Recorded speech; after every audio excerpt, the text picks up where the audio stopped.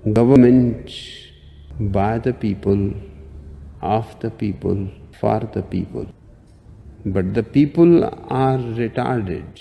The best way to get something done, if it holds near and dear to you that you like to be able to, anyway, from from Charlotte, another line going from in Florida down to Tampa of Putin's kleptocracy. Yeah. America is a nation that can be defined in a single word. I was going to the idea that Los Angeles and what am I doing here? For two reasons. One, I'll lead an effective strategy to mobilize true international effort to pressure. Let's be clear. I hear it all the time. Cumulative deficit reduction, play for the programs many times over. Well, I'm sick and tired of smart guys. Let me start off with two words. Made in America. Made in America. Welcome back to another night of Shtick with Koolfrogg. Oh my lord, what a day! What a day! It's been a drag. It's been very busy, longing, and it just seriously. So I had no adult interaction at all today. It seems so I really didn't get a chance to talk to much of anybody. I kind of missed everybody.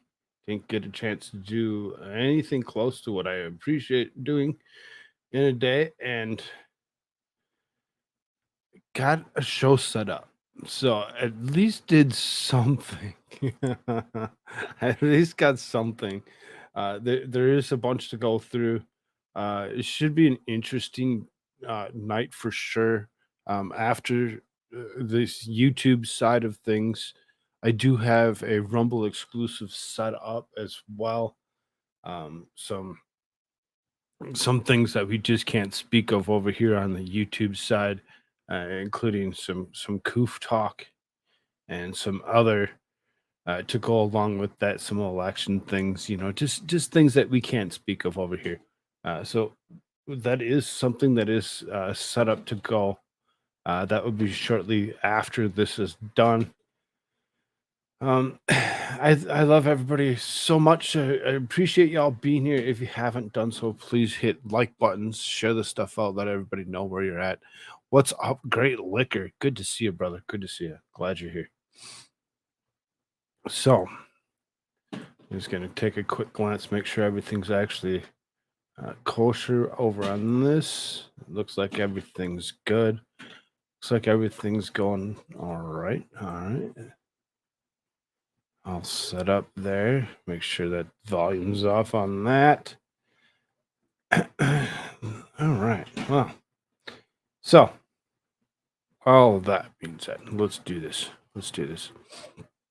There's a Bill Gates has something going on. So this is elitist Bill Gates pushes plan to chop down 70 million acres of trees to fight global warming. Now, sounds a little odd and strange to actually think about it. That they want to reduce the carbon that that's out there, and trees just so happen to be those things that eat carbon. So to chop down 70 million acres of trees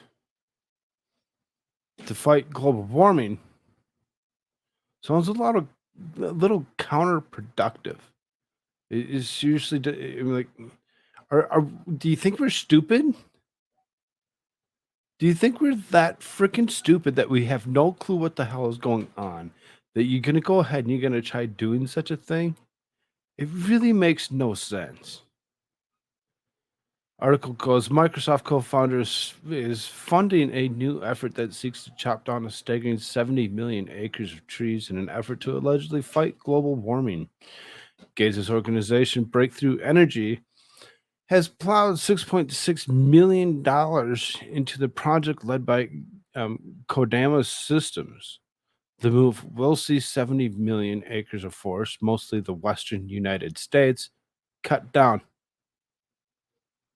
Mostly the western United States. Why?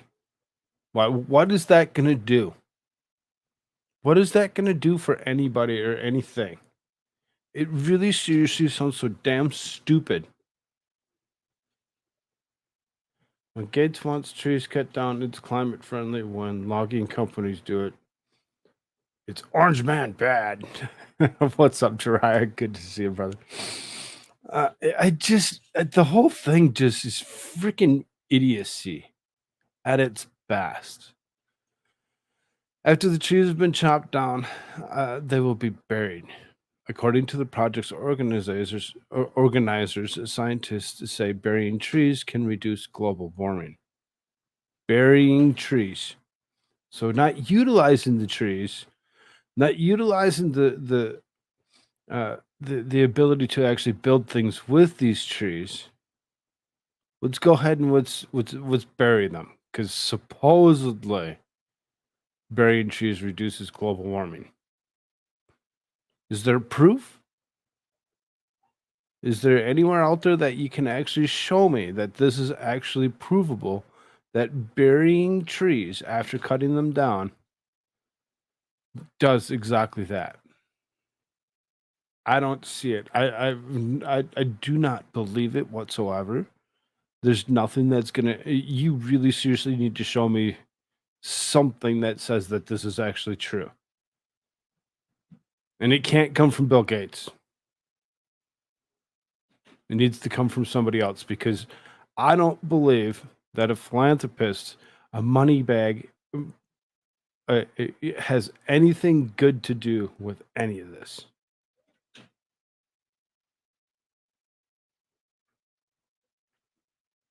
Shilemang, what's up? Bing bong, don't know. I don't either. I don't either. I'm so confused at this whole ordeal to actually even fathom such a thing even being true in any way, shape, or form. I'm like, nah, that's not true. Proof is misinformation now. Apparently. What's up, Aaron? Good to see you. Konoma claims that burying trees will prevent them from allegedly spewing carbon back into the air. What? Trees spew carbon?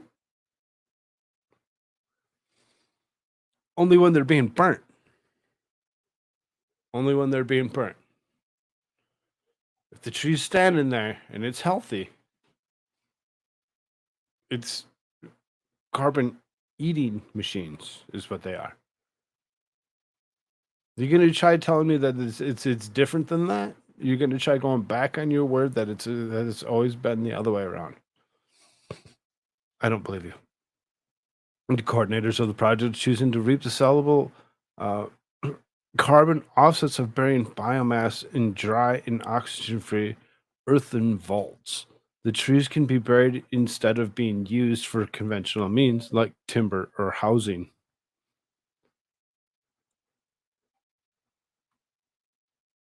Oh, see me. I'm going to stop that for a second. I'm going to share this.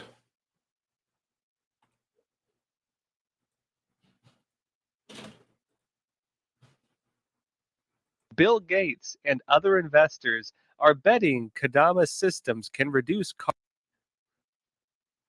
dioxide in the air by chopping down and burying trees, which has raised $6.6 million in seed funding from Bill Gates' Breakthrough Energy and others.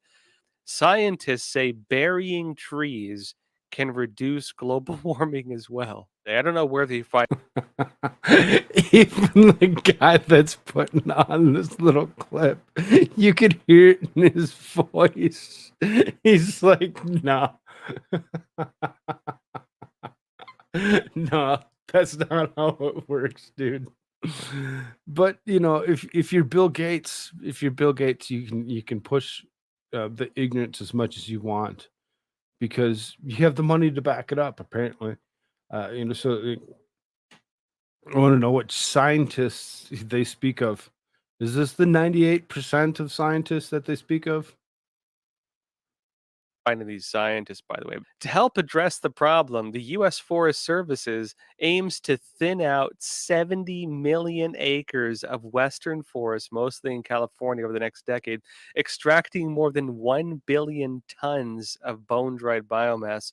Normally, when you cut down trees, when you're a lumberjack, when you have a lumber company, you're selling the lumber to build houses, people buying from Home Depot or whatever. They're arguing that they want to, rather than sell the timber, take all that wood and just bury it because they're saying that that is a better solution. And so, in other words, Great, like Christopher on the Rumble side says he couldn't hold back the laughter over the bullshit statement.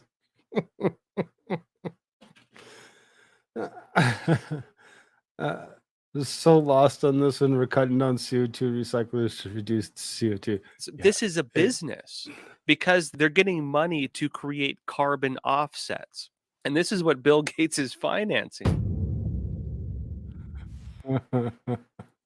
Even you could hear it in his voice as he's actually trying to actually spit this out that he doesn't believe it himself.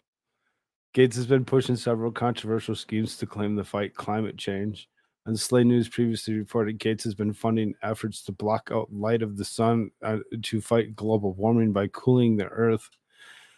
The plan involves blocking the sun rays from the reaching the earth using solar geoengineering. The scheme would lower the planet's temperature and allegedly combat global warming. Despite the obvious risks of such plan, the U.S. government is currently investigating stratospheric geoengineering.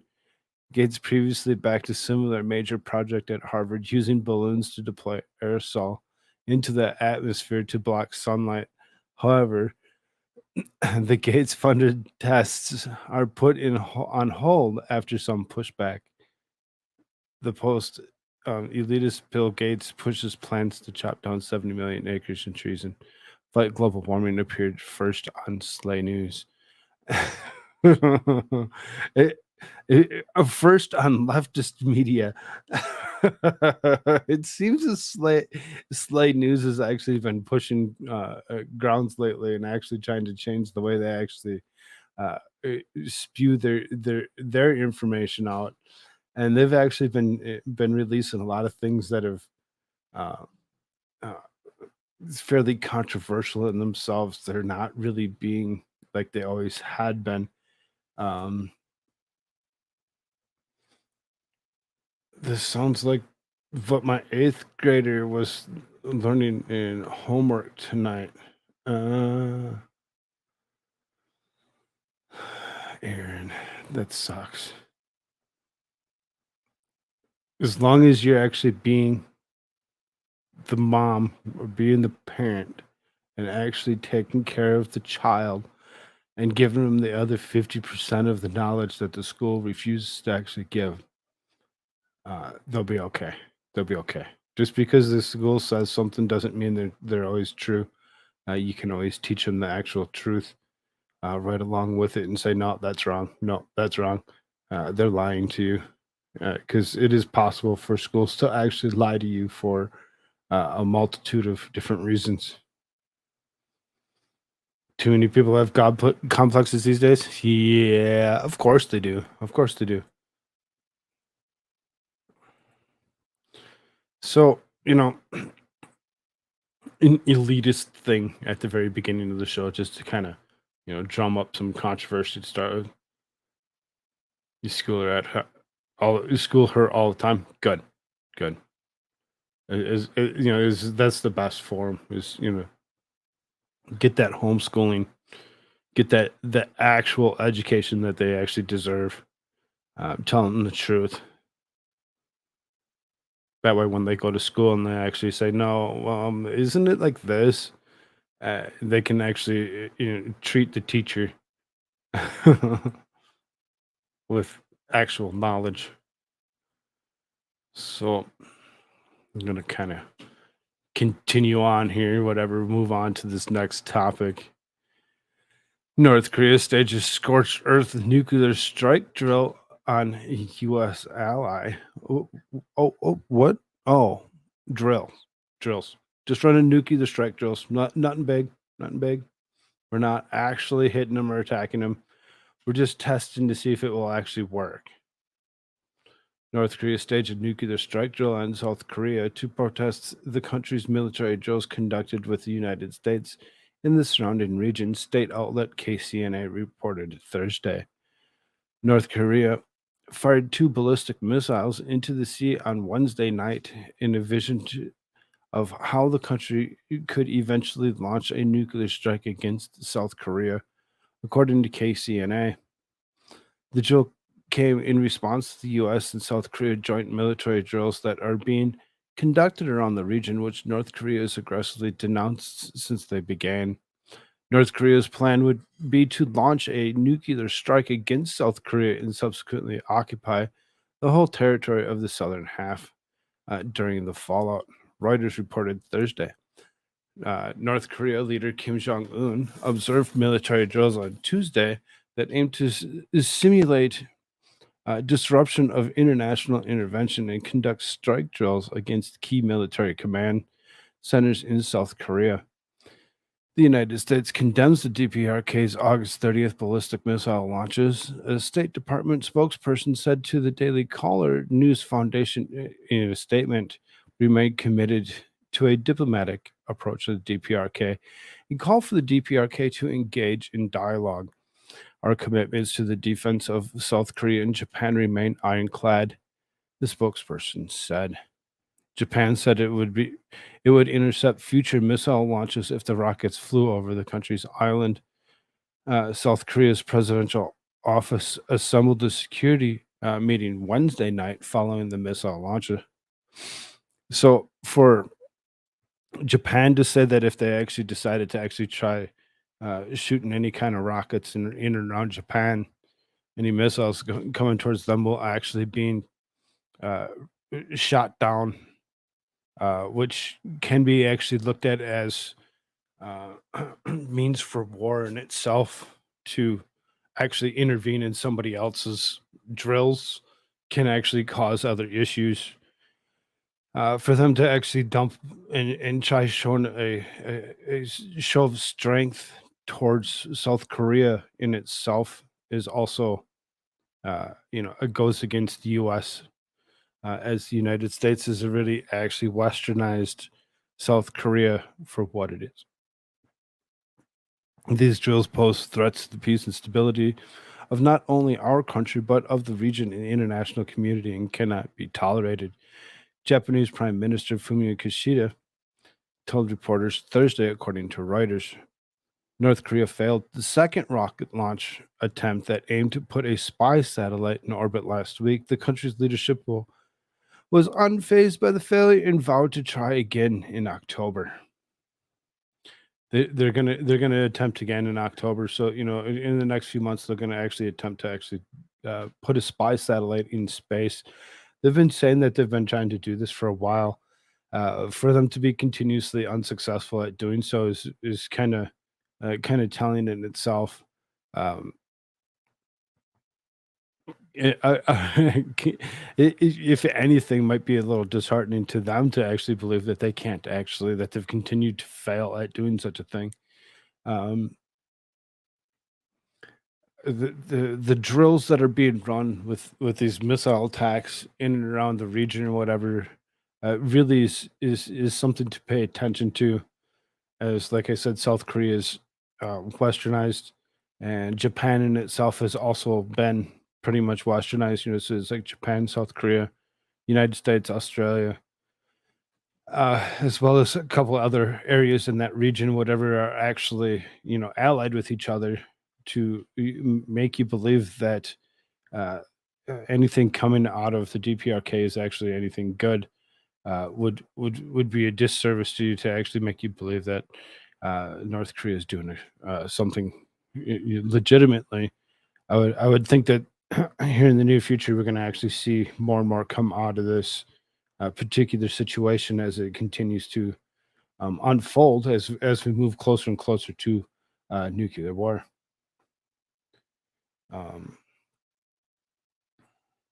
it's only nuclear war, nothing to be worried about. Move along. Yeah, right. Remember when North Korea acted up around Trump and he opened a dialogue? Remember diplomacy? Uh, I do. Yeah, I totally remember when he actually took himself to North Korea and actually walked up along the into the uh, what the parallel. He actually walked up, through there and actually shook hands with Kim Jong Un to actually show, that he wasn't afraid. He wasn't afraid of him in any way, shape, or form. He actually did things that most presidents really wouldn't do.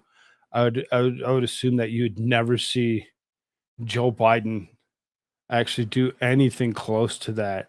For us to actually believe that Joe Biden would even think about it is something totally off the wall. I don't see Joe Biden even hitting up the southern border of the United States, nonetheless trying to hit up that demilitarized zone between North and South Korea. I don't see it happening.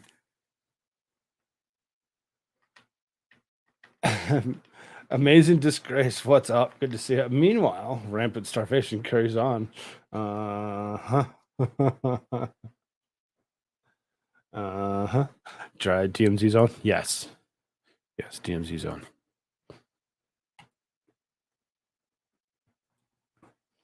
Here, turn my camera back on.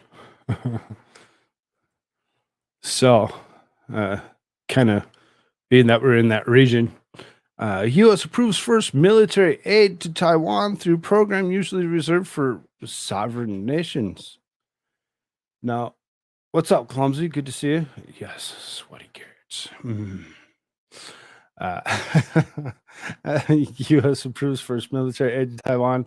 Obviously, this isn't the first military aid that we've actually sent in the most recent past. Within the last few weeks, it seems as we've actually sent military aid, as in means of military might, lots of different types and styles of weaponry that we've actually sent to them to actually uh, go ahead and treat them like they're sovereign nation now all of a sudden, and send more. It's remarkable how much money Joe Biden keeps on throwing at these people. The Biden administration is decided for the first time to bolster Taiwan's self-defense through a State Department program and typically used to assist sovereign nations. The State Department notified Congress of a military transfer on August 30th, a package of $80 million of military equipment via its foreign military financing program. Foreign military financing will be used to strengthen Taiwan's self-defense capabilities through the joint and combined defense capability and enhance maritime domain awareness and maritime security capability, the department stated. The notification was first reported by the Associated Press. A State Department spokesperson confirmed the first such military transfer to Epoch Times. Previous arms sales to Taiwan have been approved under other authorities that don't necessarily imply statehood. The United States has provided foreign military sales to Taiwan for years. FMF simply enables eligible partner nations to purchase U.S. defense articles, services, and training through either FMS or for a limited number of countries through the foreign military financing and direct commercial contact. In January, Taiwan's defense ministry announced one of the biggest FMS arms deals in recent years when it agreed to buy 100 Sidewinder air-to-air missiles, 60 Harpoon anti-ship missile, and the other military equipment from the United States. The spokesperson noted that the latest military aid does not reflect any change in the U.S. One China policy.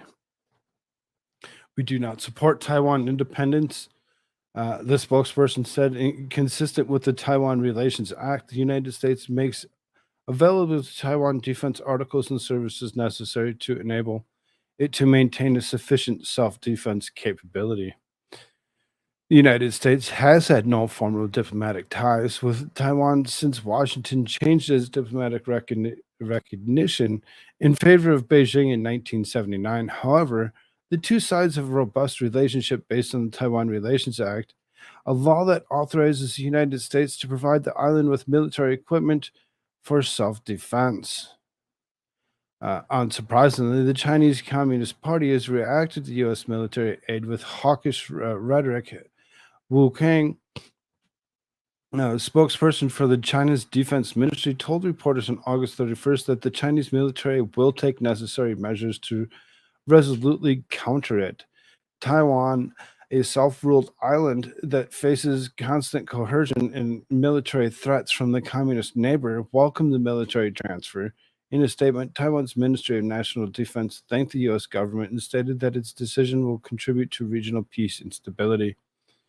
The African Union is the only other non-nation state that has received military aid under FMF, according to the U.S. officials. It's unclear that military equipment or systems would be paid for under the FMF. However, according to notification, items could include air and coastal defense systems, armored vehicles, infantry fighting vehicles, drones, ballistic missiles, and cyber defenses and advanced communications equipment. Other potential items include protective gear, an array of small, medium, and heavy weapon systems, ammunition, and armored and infantry fighting vehicles. Rep. Michael McCall, a Republican out of Texas, chairman of the House Foreign Affairs Committee, hailed the Biden administration's inaugural FMF for Taiwan. Of course he did. Of course he did. Thank you for proving yourself to be a rhino.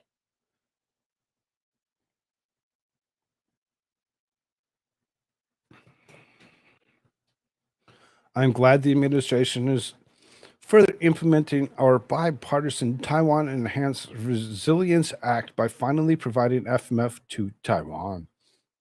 Mr. McCall said in the statement, these weapons will not only help Taiwan and protect their democracies in the region, but also strengthen U.S. deterrence posture and ensure our nation's security from an increasingly aggressive CCP. In December 2022, President Joe Biden signed into law the Taiwan Enhanced Resilience Act. As part of the 2023 National Defense Authorization Act, the TARA authorizes $10 billion in grants and loans to provide military equipment to Taiwan over the next 5 years to deter CCP aggression. The CCP wants to do something, they're going to do it. They're going to do it. They're not for you to actually keep on throwing money at the little island of Taiwan over and over again to make it seem like, oh, they'll leave you alone if we continue to pay you is ignorant. It's ignorant that they're going to do what they want. To intimidate Taiwan, the CCP has been sending military aircraft and naval vessels to areas near the island in recent years. According to Taiwan's Ministry of National Defense, China sent 32 military planes and 5 military vessels in the 24 hours ending at 6 a.m. local time on August 30th. The CCP is also engaged in cognitive warfare and disinformation campaigns against Taiwan in an effort to influence public opinion and exert influence on local policies. On August 31st, Taiwan's Ministry of Foreign Affairs issued a statement on X welcoming Meta's decision to purge nearly 8,000 fake Facebook accounts that were connected to China's law enforcement agencies with the goal of advancing the regime's interests. Great. It's so good of them to actually go ahead and purge Facebook of 8,000 fake accounts, because who doesn't have more than one account in Facebook? I know I did. I closed down three to actually remove myself from Facebook completely, better part about just 2 years ago. For the simple fact that it's Meta, it's Mark Zuckerberg, and he doesn't deserve to actually have us on his platforms. amid hashtag China's widespread cognitive warfare disinformation campaigns and resulting in global tensions, we commend efforts to unveil the malevolent behavior of the world's largest online covert influence operation. The ministry wrote hashtag Taiwan stands ready to safeguard truth and stability. Hashtag Chaiwan. When it comes down to it, I really don't see us continuously trying to afford something that we don't necessarily need to actually back. It's our ignorance that we actually don't have our own factories, our own buildings and businesses to actually worry about to build the microchips that come from Taiwan. For us to actually continue to show military force uh, against China is just agitating them. It's agitating them to the point where they're going to actually come after us no matter what. Rose, what's up, dear? Good to see you. Glad you're here. Ow! What's up, clumsy? It's not going to end, is it? It was just supposed to be for the full moon. Oh, it's still a full moon.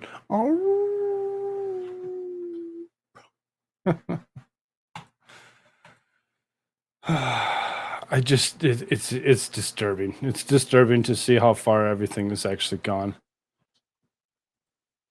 So then kind of bring it back from, obviously you noticed I kind of skipped over anything that had anything to do with Russia or Ukraine or Niger or any other.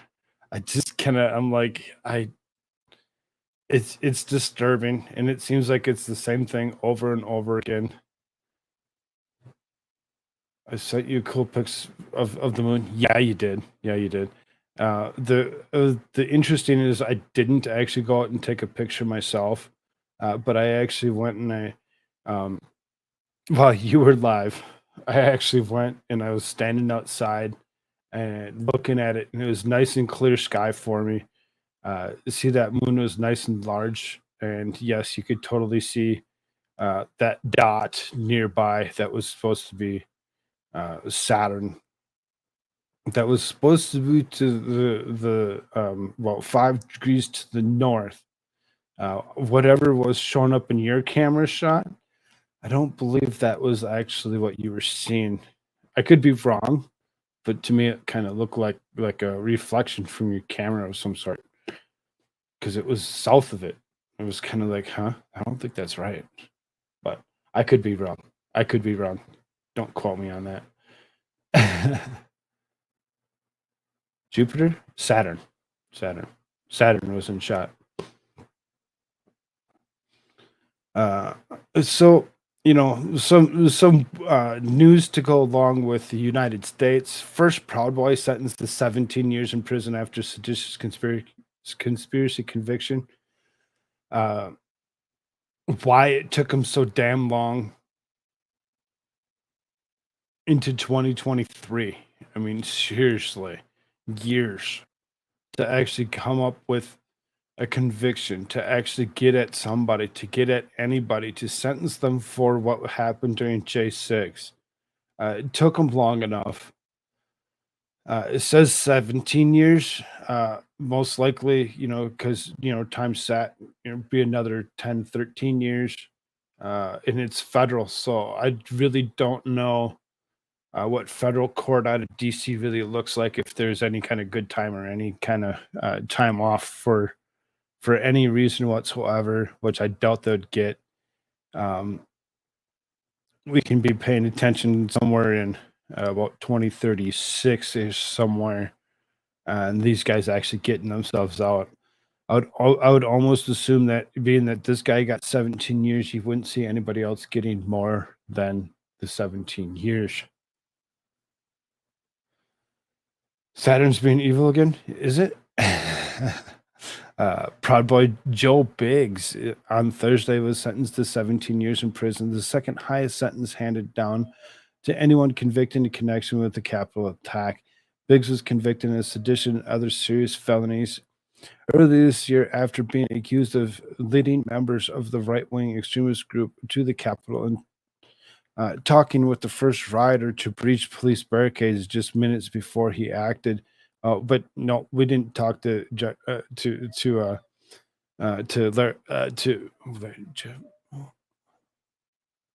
wow to apps. We didn't talk to him. We didn't talk to him whatsoever. Nope. He had nothing to do with it. Ray apps. Ray. Thank you.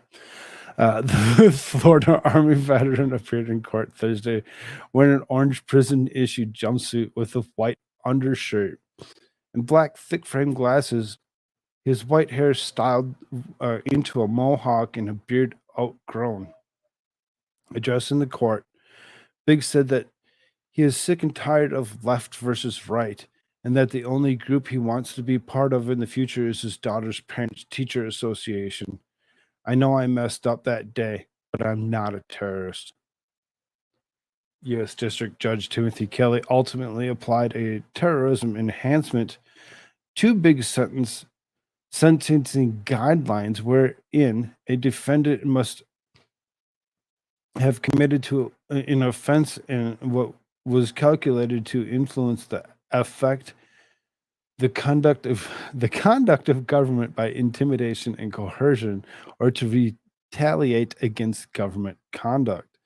Kelly cited Biggs' efforts to tear down a fence separating riders from the Capitol and bringing them one step closer to their objective of halting certification is reason to apply for the enhancement. I really don't think this is a close call, he said that in the decision. Still, the 204-month sentence was significantly short of what prosecutors requested of 33 years in prison, the highest sentencing request for any defendant tried in the connection with J6 TAC. Assistant U.S. Attorney Jason McCullough argued Thursday that Biggs' rhetoric leading up to and after the Capitol attack demonstrated the need to significant sentence. While the 2020 election votes were still being tallied, Biggs began advocating for violence and espousing false claims of election fraud, claims that prosecutors and ultimately motivated him and other Proud Boys to try to stop the certification of the vote on J6. Joe Biggs, who will continue to carry out acts of political violence to meet his agendas until this country bends to his will, to his view of the world. These are not words, they're convictions. So, McCullough trying to put words into his mouth and actually say, he's going to continue to carry out acts until the end of time, whatever, and we need to actually hold him accountable for anything and everything we possibly can.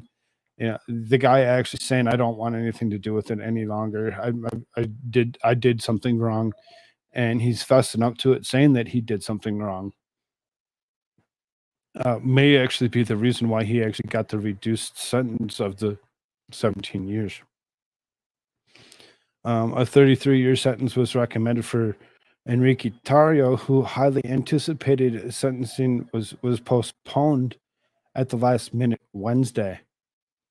Oath Keepers leader Stuart Rhodes was sentenced in May to 18 years in prison, the highest sentence tied to J6 to date. Biggs requested a sentence between 27 months and 33 months in prison, or less than 3 years. His attorneys, Norman Pattis, said Thursday that the nation's political strife cannot be attributed to Biggs when the frontrunner in the 2024 presidential race, former President Trump, has been criminally indicted 4 times. To suggest this is Biggs' fault is silly. Biggs and defendant Zachary Real placed blame on Trump for the Capitol attack.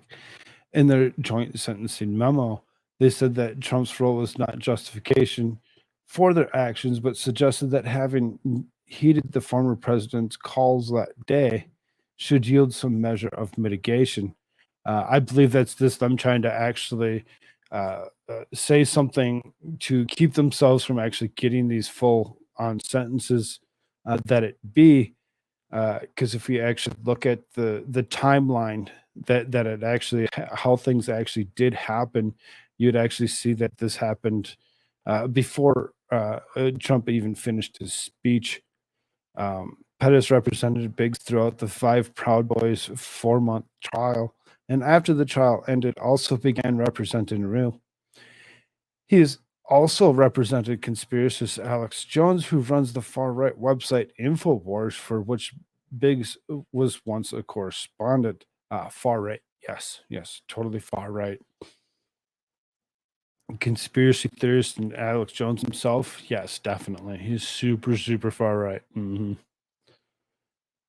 During their trial, the five Proud Boys defendants often suggested Trump was responsible for the riot and at the Capitol that day, not them. It was Donald Trump's words and the motivation of the anger that caused what occurred on J6. Tario's attorney, Nayib Hassan, said in closing remarks in the trial. Trump now faces charges of 2 criminal cases tied to these actions. After losing his 2020 bid, the federal case in Washington, D.C., the trial for which is set to begin on March 4th, charges Trump with conspiring to overturn, culminating in the Capitol attack. Trump and Proud Boys became linked after the former president urged them to stand back and stand by. No, that's not when he actually used those words, but okay, if you say so, you say so. Peacefully and patriotically, let's forget those 2 words. Let's forget those words completely.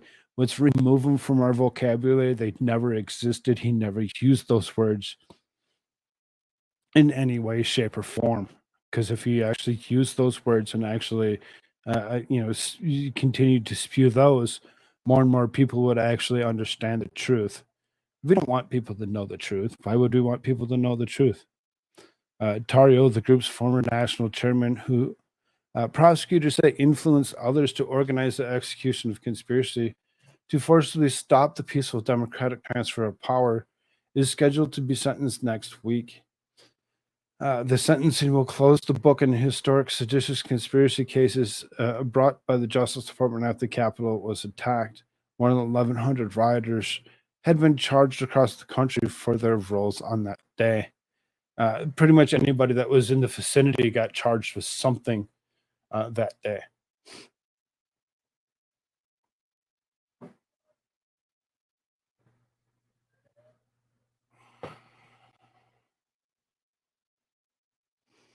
Um,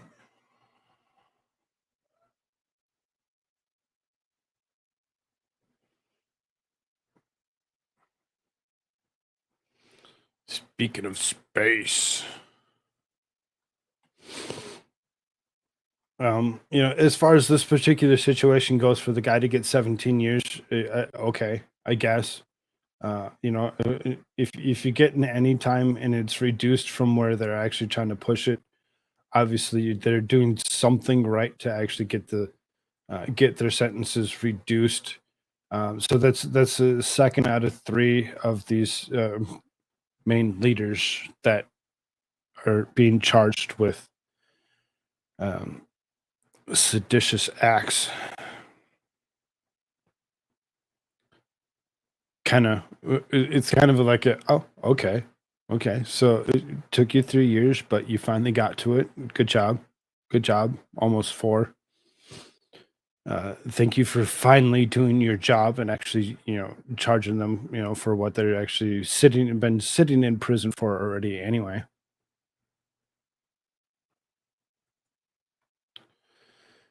Um, I didn't get to look through this one, completely. This is something that I actually found just before going live, and I'm like, "What's this?" Something that might be of interest. I'll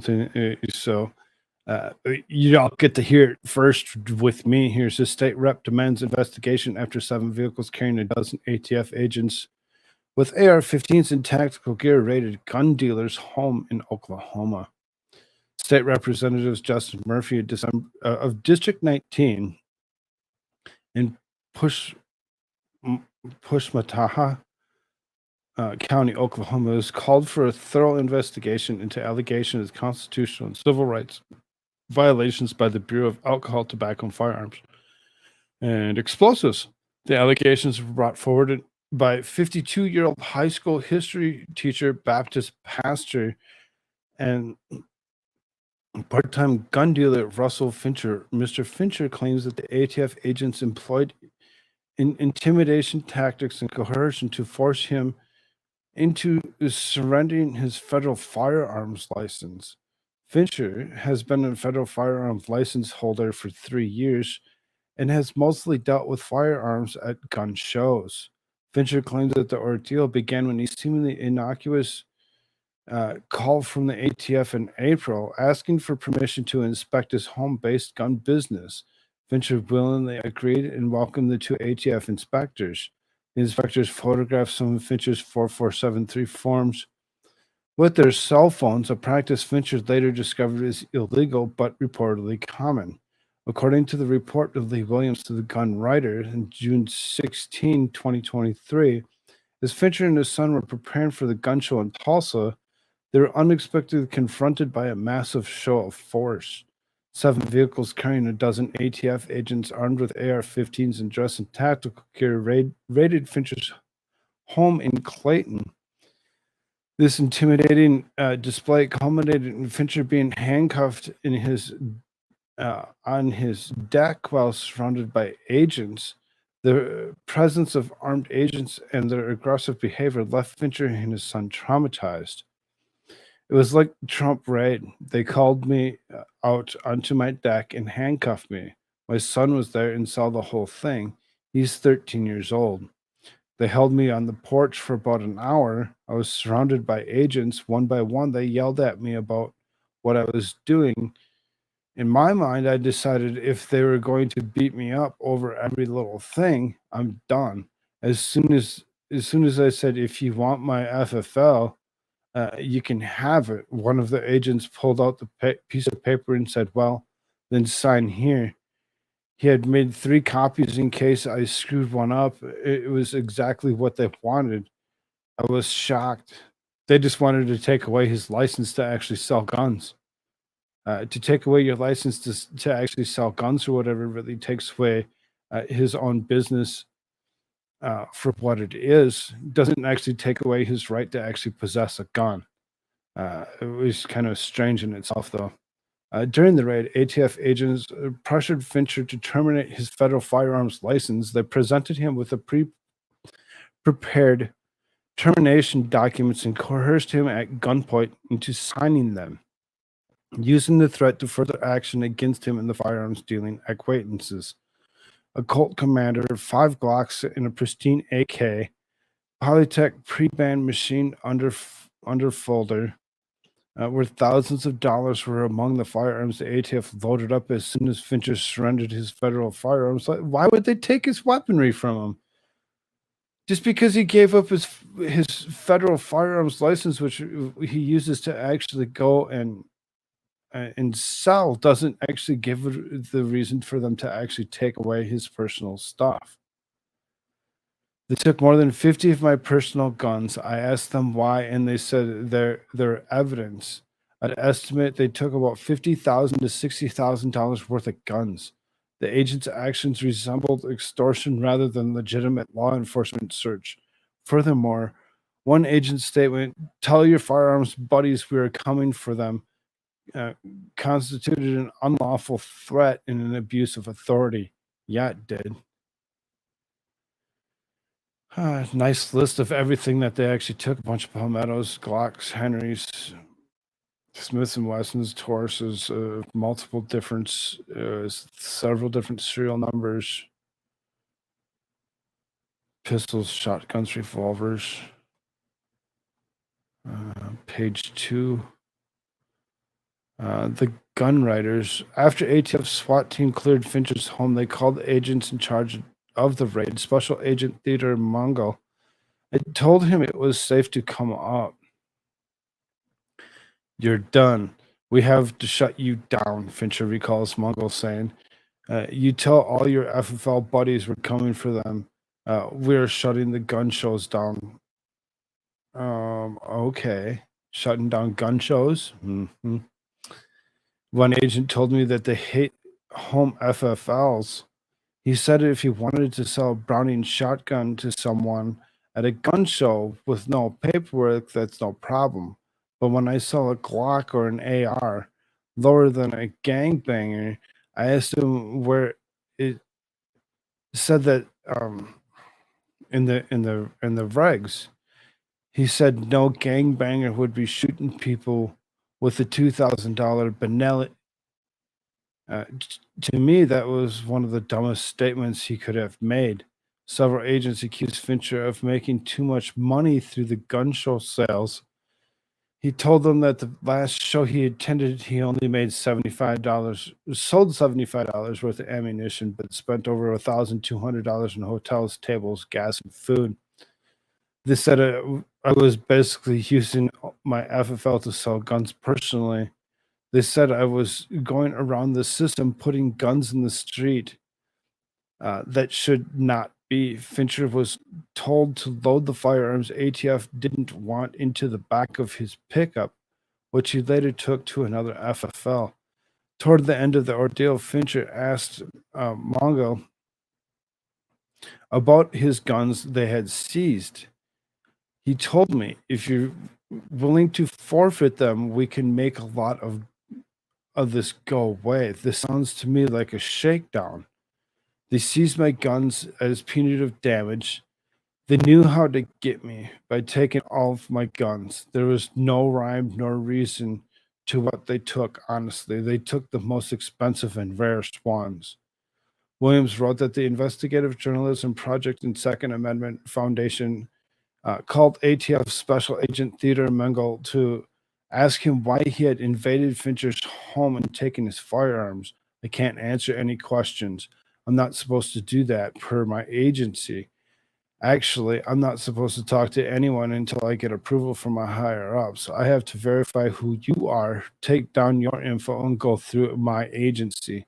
State Representative Justin Humphrey, upon receiving Fincher's report, took immediate action to address the ATF misconduct. On Wednesday, Rep. Humphrey forwarded the report to relevant Oklahoma authorities, including Attorney General Ginther Drummond, Pushmataw County Sheriff B.J. Hedgecock, and Governor Kevin Stitt. He called this a thorough investigation into potential violations of state and federal laws, as well as infringement upon Fincher's constitutional rights. According to Humphrey's Facebook page, he is contacted by Russell Fincher, who lives and owns a firearms business in Clayton, who said his home has been raided by about a dozen ATF agents who coerced him at gunpoint to sign prepared paperwork to terminate his federal firearms license. Fincher said his 13-year-old son was present. They're kind of started going through and repeating themselves on a lot of this. If this report is true, then I have a reason to believe it is. Then it would appear that the ATF's actions constitute a gross misuse of abuse. The investigation prompted Humphreys to report should focus on several key areas to uncover truths and ensure abuse of authority, determine whether ATF agents abused the law enforcement powers to coerce and extort, which I believe they did. Threats against firearms dealers, investigate the agents' alleged threats against firearms dealers in Oklahoma, which would constitute a violation of the rights and abuse of authority. I would agree to that as well. And then there's no official document to actually go along with it that we pretty much just read through twice, it seems. It kind of a disturbing occurrence for them to actually, for the ATF to continue to actually go around to multiple different places and actually do just this over and over again is very disturbing. Very disturbing to actually see. National Chairman trying to make them sound like organized group. Mm-hmm. What's up, Keith Gregory? His shirts found himself a God-fearing bride and gone on honeymoon? I have no clue.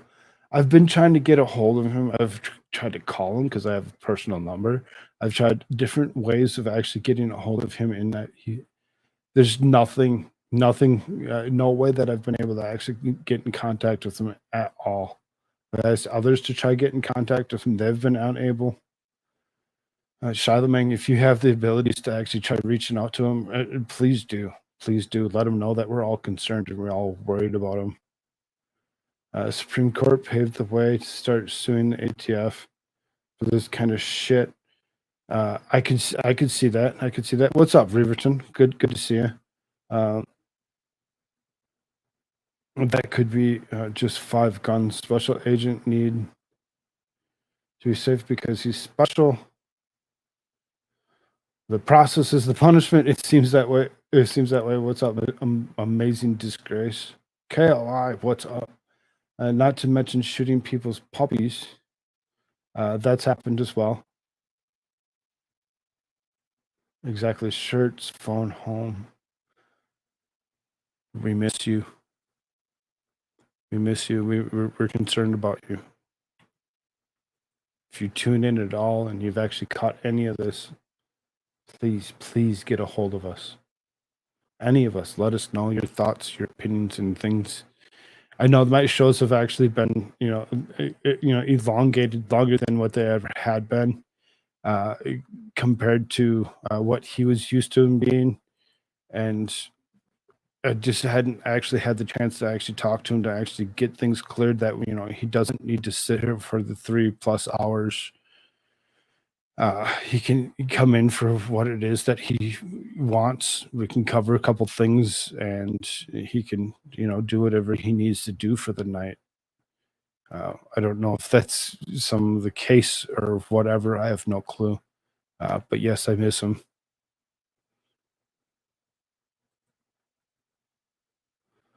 So then that ATF case really seriously kind of, it's mind-boggling. Like I said, I didn't get a chance to actually read through that beforehand. It seems as those have done this before, and they're going to probably continue to do the same. They're going to go after people to get their federal licenses taken away from them, so they are unable to sell. Why they would take the personal possessions and as well is really seriously kind of disturbing to actually think about. Go back and you can look at any previous leader in and around the world that has actually removed weapons from the people before actually taking over, or before actually going further with whatever it is that their agenda was, whether it be Mao, Hitler, Stalin, name them. They've all done the same thing. They've actually taken the firearms away from the people before going and doing the stuff that they have actually done. Pol Pot. I'm sure y'all can come up with a list of at least another 3 or 4 people, if not more, and we could probably add Joe Biden right to the bottom of that list. I know. S S S S S H H H H I R T T T T S S S S. Dance. It's the shirts dance. That's awesome. I miss that guy.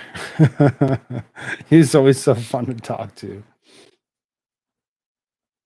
Kind of move on from that. Fannie Willis threatens to violate rights of defendants in Trump RICO case because she's not prepared for trial. Oh, go figure. Go figure. You forced this to actually be. You pushed it to the forefront. You made it be something that it really is larger than what it should have been. And now look at you. Now you're not ready, so you're going to actually go after everybody else for your ignorance. Thank you. Thank you for being ignorant.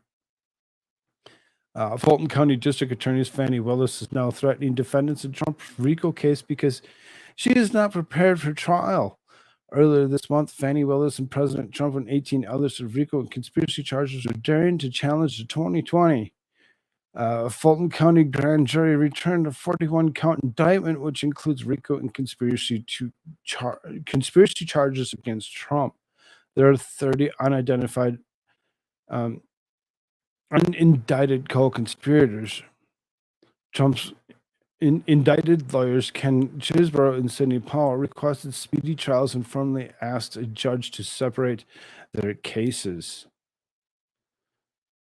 You can't make it a RICO case and still separate their cases.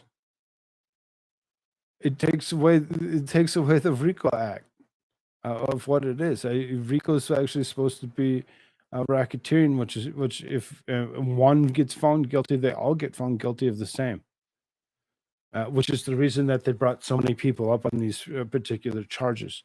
Sidney Powell and Ken Chisborough invoked their rights to the speedy trial, which means it would begin at the end of October or early November per the law.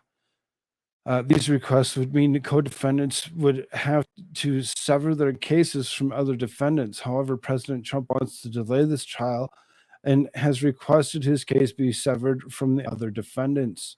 Citing 4 cases, Fani Willis threatened all the defendants after Chisborough and Powell requested speedy trials. By filing the statutory speedy trial demand, the defendants elected to proceed to trial without the benefit of the type of prior notice of the state's discovery in similar transactions, evidence that would have otherwise been enforced or afforded to them. This is really kind of stupid to see how far this has actually gone. For them to actually think that any of this whatsoever is actually legit is disturbing in itself. They've gone way too far with all of this, trying to actually indict somebody over and over again to in an attempt to stop him from actually running for president yet one more time is gross and beyond. I really seriously don't see why everybody is so up in arms about these particular cases. These cases are, I believe, are not legitimate in any way, shape, or form. That's just my opinion.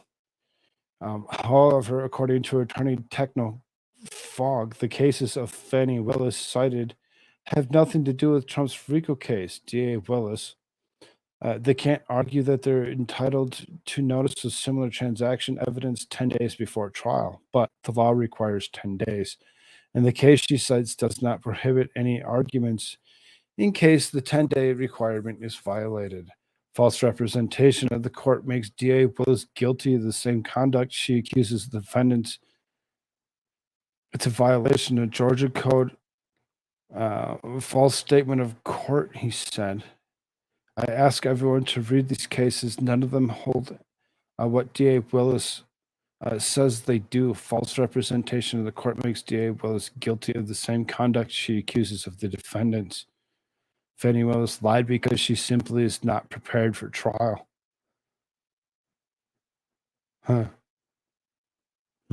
Not prepared. Not prepared. If you're going to bring people up on charges, you think you'd be very well prepared. She probably just assumed, oh, this will drag out for a while and I have time. Guess what? You don't have the time. You don't have the time to actually go ahead and do any of that now. Now you're going to get stuck. And hopefully, this procrastinator in herself can actually, get brought up on charges of her own, to actually get her removed from actually being able to continue with this case. I really don't see this case actually being the one that really need to actually pay attention to anyway. But because it's something that's been, brought to the forefront for what it is, Trump's Georgia trial can be televised. Can be televised. Doesn't mean it will. It just says that it can be. Trump is charged with Fulton County for scheming to undo the 2020. A judge ruled cameras, phones, and computers will be allowed in the court. Trump has pleaded not guilty to the charges. A Fulton County, Georgia judge ruled Thursday that all proceedings in the state's election interference case against former President Trump can be live streamed and televised. Can be live streamed and televised. Guess who will be actually live streaming and televising this themselves? this guy just as well as probably most likely anybody else. Because why wouldn't I? Why wouldn't I? I'll probably actually have multiple other people actually showing up through the day to actually join and give their thoughts and opinions on this particular situation. The second that it's available to actually do such a thing. I'm sure there's plenty of people that are excited and can't wait for this to actually become a thing. And there's going to be so many people who be like, no, no, that's wrong. No, no, that's wrong. She's the judge and she's not ready. Lawyers are the ones who really need to prepare. Uh, but she's the district attorney. She's the DA that actually is supposed to be ready to actually go ahead and actually be on the other side of the law on this. So as far as that goes, she does need to be ready. Get your law tube friends to show up. We'll see who we can get to show up for it. I'm sure everybody's going to have their own setups and proceedings, for this particular, stuff to actually be, so I mean, we'll see what we can do. We'll see what we can do. I'm sure there's going to be plenty of people that will be bouncing from show to show to actually go ahead and give their thoughts and opinions when it comes down to it. So when this actually does happen, it's going to be quite interesting to see how many people actually do go along with this particular situation. Um, here's the title line. Here's the title line. Biden admin recommends weeding out federal marijuana restrictions. Federal marijuana restrictions, huh? All right. All right. Now we're talking. Now we're getting to it. Now we're getting to the point. That way the states can actually do exactly what the federal law is actually allowing them to be. This is a top official in the Department of Health and Human Services recommended Tuesday that federal government ease its restrictions on marijuana. Dr. Rachel Levine, the Assistant Secretary of Health at HHS, wrote a letter for the Drug Enforcement Agency recommending that the government reclassify marijuana from Schedule 1 drug to a Schedule 3 drug under the Controlled Substance Act to be considered safe as drugs like testosterone and ketamine. According to Political, Schedule 1 drugs include substances like heroin are considered extremely dangerous and addictive, while Schedule 3 drugs are considered only mildly addictive and can be acquired. There's no addictive properties in marijuana. Sorry. Anybody that's actually been on marijuana or has used marijuana would know it's not addictive. It's that you can, the only thing that is somewhat addictive is the actual pain relief or whatever it is that you're actually using it for to actually relieve. Believe me, there's a big difference between addictive and using it for particular needs. Cannabis should never be scheduled alongside heroin and placed in the center of the nation's drug war, said Edward Conklin, executive director of U.S. Cannabis Council, according to Bloomberg. Thankfully, the era is coming to close and being replaced by modern and scientific approach to regulating this plant. And that's exactly what it is. It's a plant that was grown from this earth. You can actually read a Bible that says all plants and all seed-bearing plants and herbs shall be consumed, and that's exactly what it is. The AHHS provided recommendations of marijuana scheduling after receiving a directive request review of drug from the President Joe Biden, according to the DEA statement. Daily Caller News Foundation, the department conducted a scientific and medical review of the drug before it submitted its findings in a letter to the DEA. While rescheduling marijuana could decrease the penalties associated with illegal possession, a measure that would not decriminalize the drug at the federal level, Politico reported. The District of Columbia and 23 states allow for recreational use of marijuana, and 38 states, as well as D.C., have legalized marijuana for medical use. The only way to fully resolve the myriad of issues stemmed from the federal conflict with state laws to remove cannabis from Controlled Substances Act and regulate the product in a manner similar to alcohol, which, right, sellable in a store, and you must be of a certain age to actually be able to purchase and consume. The HHS did not immediately respond to the DCNF's request for comment. As far as consumption and use, I would agree with it. 21 and actually being something that you can actually consume and or purchase after that age and not before. Not before. Children should not be using. I believe that it does actually throw some kind of cognitive issue at children at the younger ages that they actually use, and you can actually have some brain malfunction to come along with it. So that being said, always think about what you're actually using, what you're consuming. You ever suck for marijuana? No, I can't say that I have. Who has? What the fuck? For marijuana? For anything? How disgusting and disturbing is that? Why would go Hagen? What are you thinking, brother? What the hell? Really? What the fuck? That should never be a recommendation of anybody to actually do that particular action to actually get what you want in any way, shape, or form. Don't do it.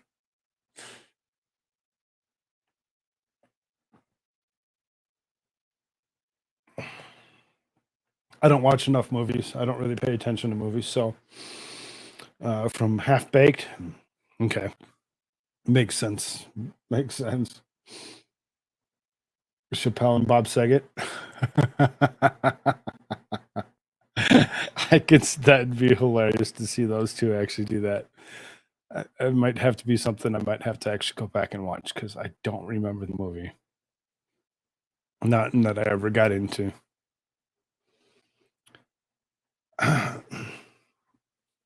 Kind of move on to this a little bit.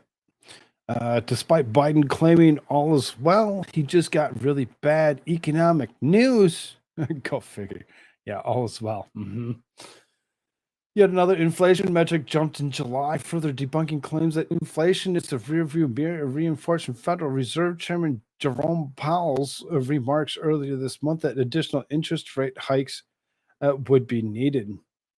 The latest personal consumption expenditures price index print release Thursday was in line with exceptions of a higher than previous reads.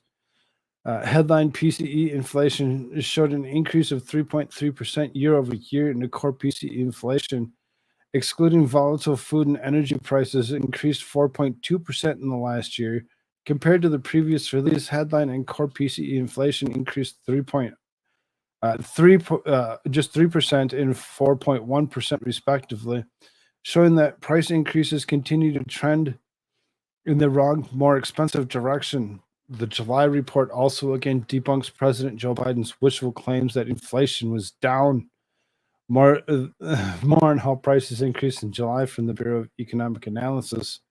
It says from the preceding month, the PCE price index in July increased 0.2%. Price of goods increased by 0.3%. Services increased by 0.4%. Food prices up 0.2%.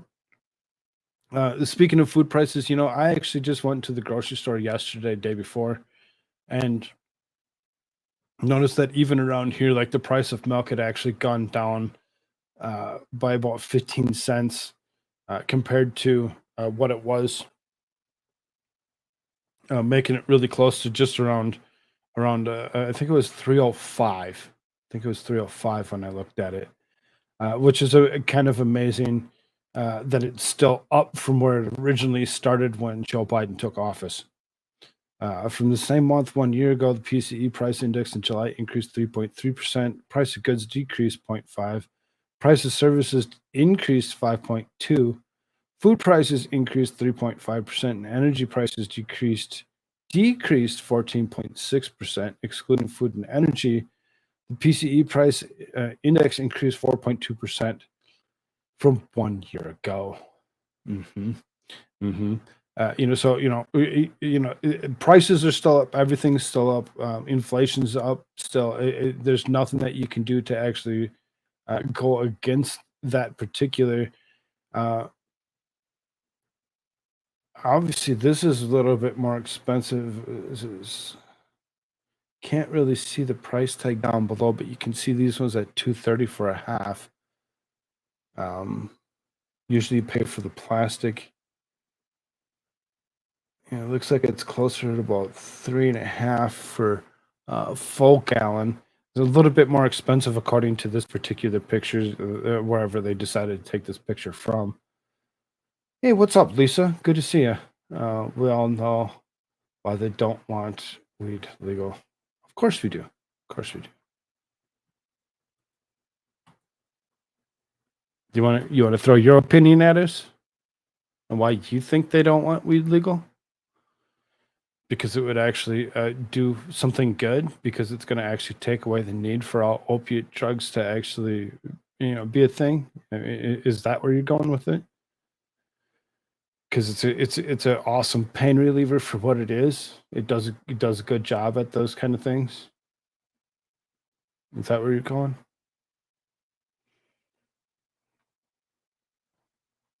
I'll wait a few minutes because I know that there's a time wait in there.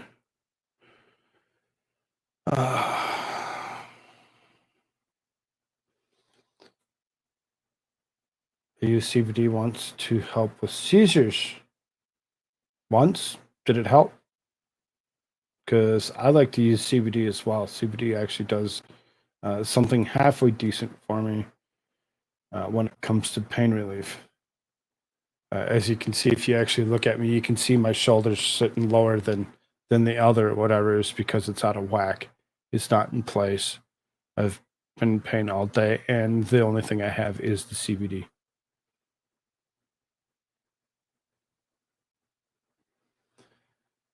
Puro rips liberal co-host attempts to defend Biden after Maui gaffe. Fox News, the 5 co-host Judge Jeanine Pirro blew her stack on Thursday after the 5-member panel, Jessica Turlov, attempted to defend something President Joe Biden said during the gaffe-filled visit to Maui 2 weeks after the country's deadliest wildfire took at least 114 lives, with hundreds still missing. Seriously, it's been a few weeks. They're missing. There's no way that they've actually been able to survive for the last 2 weeks. During this visit, Biden attempted to relate to Hawaiians who lost loved ones in the flames, as well as particularly everything that owned, by mentioning a small kitchen fire that he said nearly resulted in the loss of beloved vintage Corvette. I don't want to compare difficulties. We have a little sense, Jill and I, of what it's like to lose a home. Years ago now, 15 years ago, I was in Washington doing a meet the press. It was a sunny Sunday. Lightning struck at home. A little lake that's outside our home, not a lake, a big pond, and it hit a wire and came up underneath our home into a heating duct, air conditioning duct. To make a very long story short, I almost lost my wife, 76 Corvette, and my cat. At one point, Tarlov defended Biden, who also turned heads when he seemed to lack awareness over the remark of what made the dog trained uncover human remains that was wearing small boots to protect his paws from the charred ground. You guys catch the boots out here?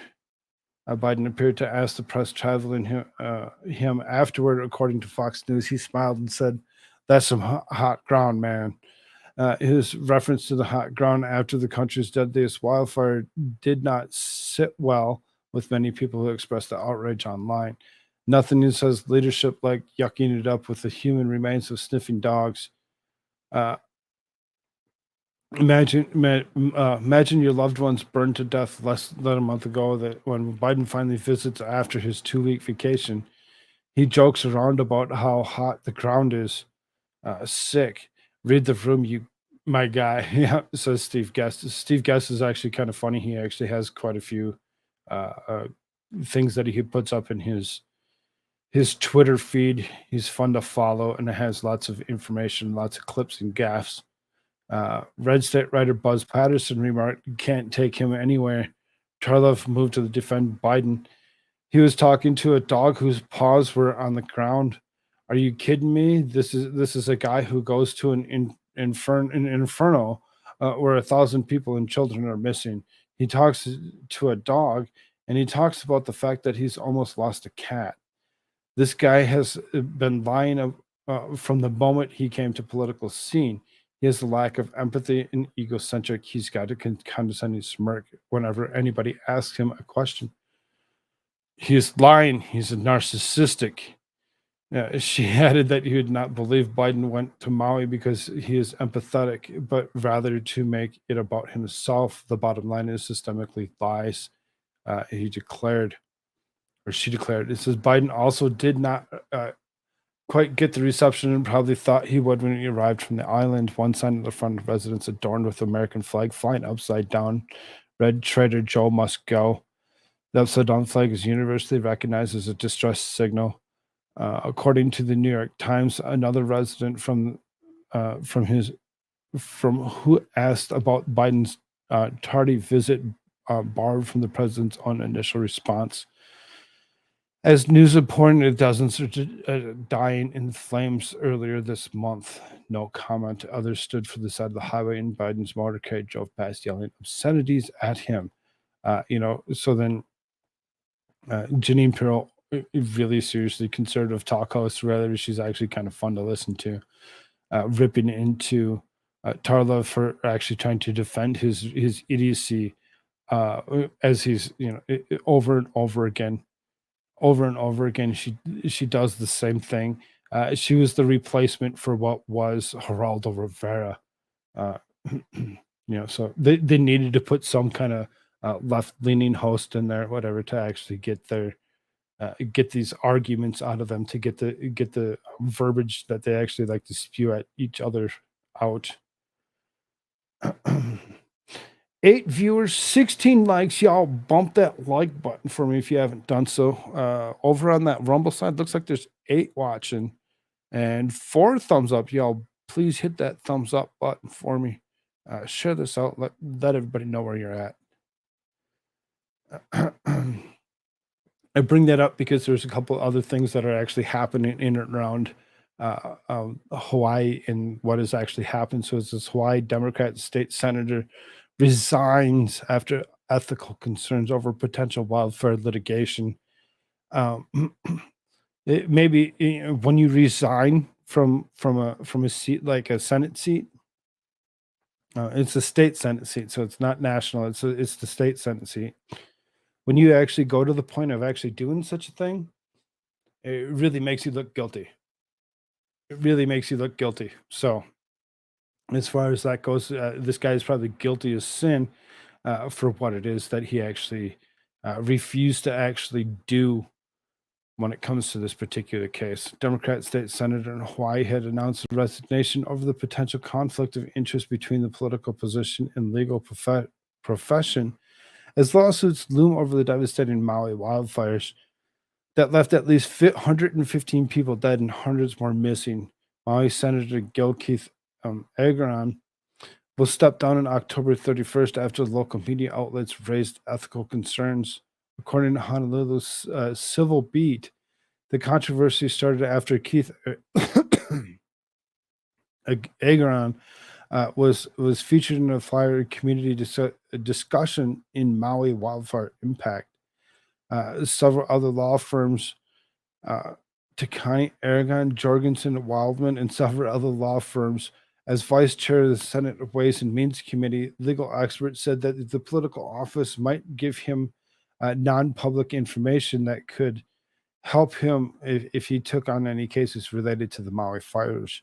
I believe that this is a decision best serves the interests of the Maui people, especially given that he has gone through over in the last 3 weeks and what they continue to experience.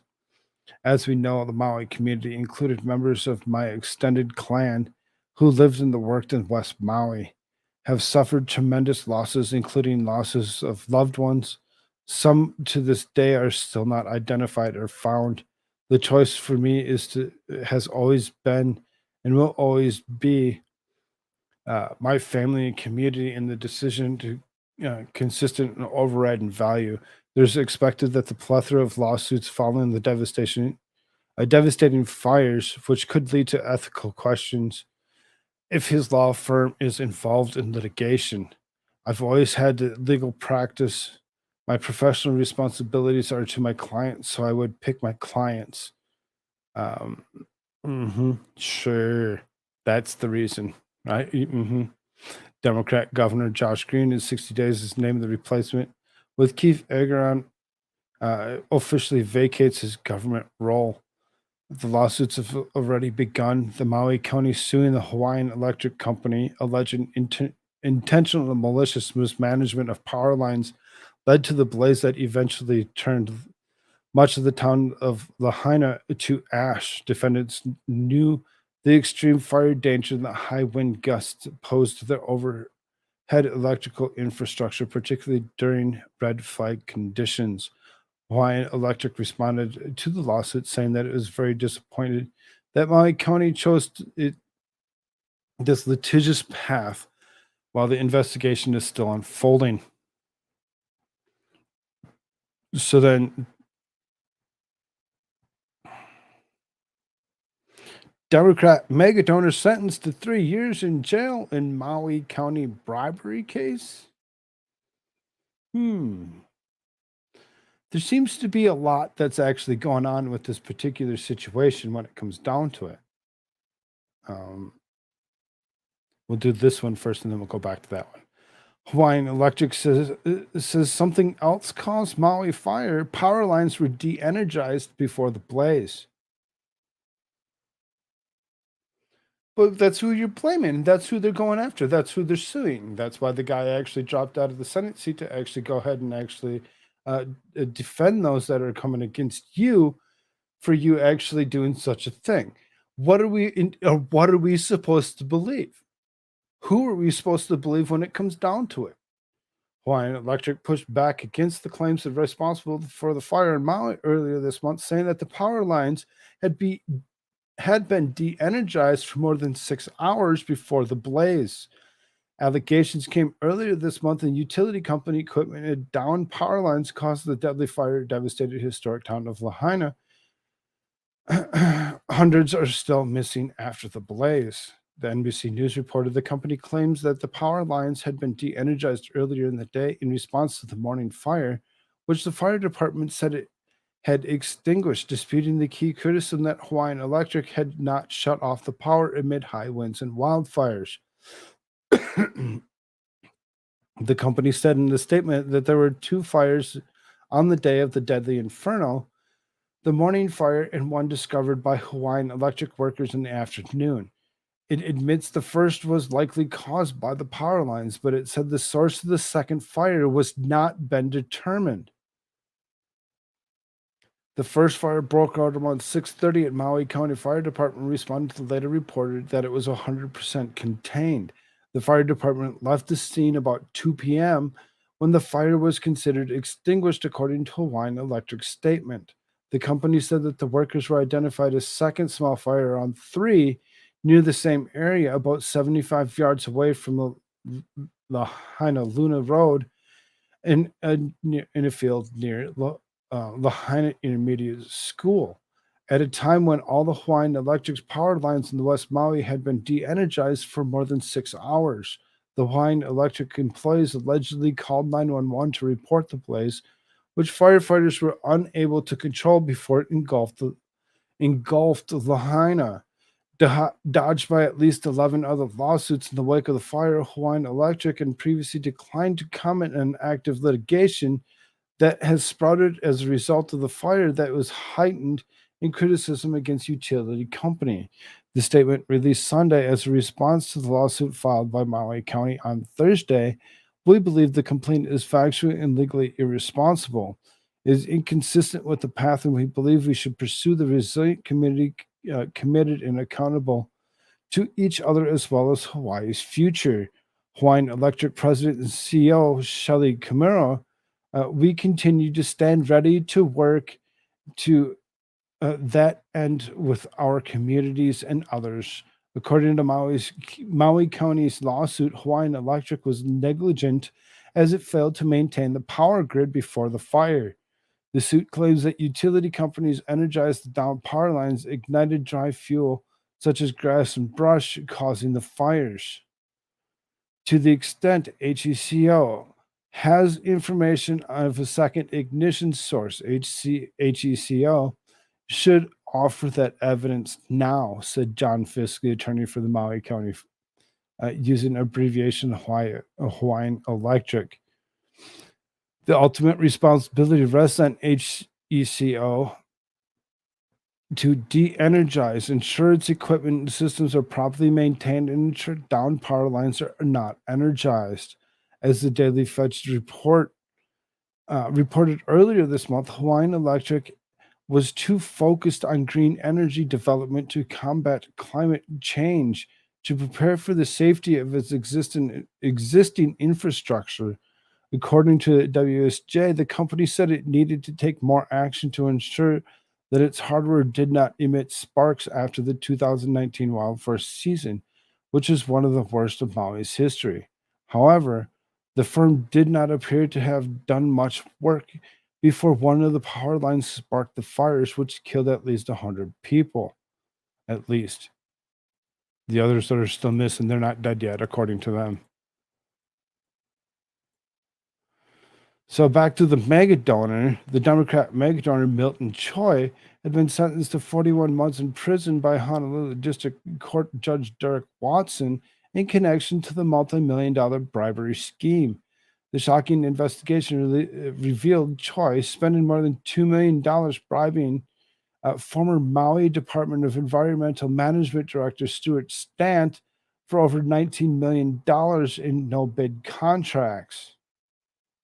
In addition to bribing Stant, Choi also bribed Kalani English and Tai Kulin, two former Hawaii state lawmakers who were found guilty of honest services wire fraud and subsequently sentenced to federal prison. Michael Green, the lawyer for Choi's defense case, noted that his client had been cooperative with law enforcement investigators throughout the process, which helped bring corrupt officials to justice.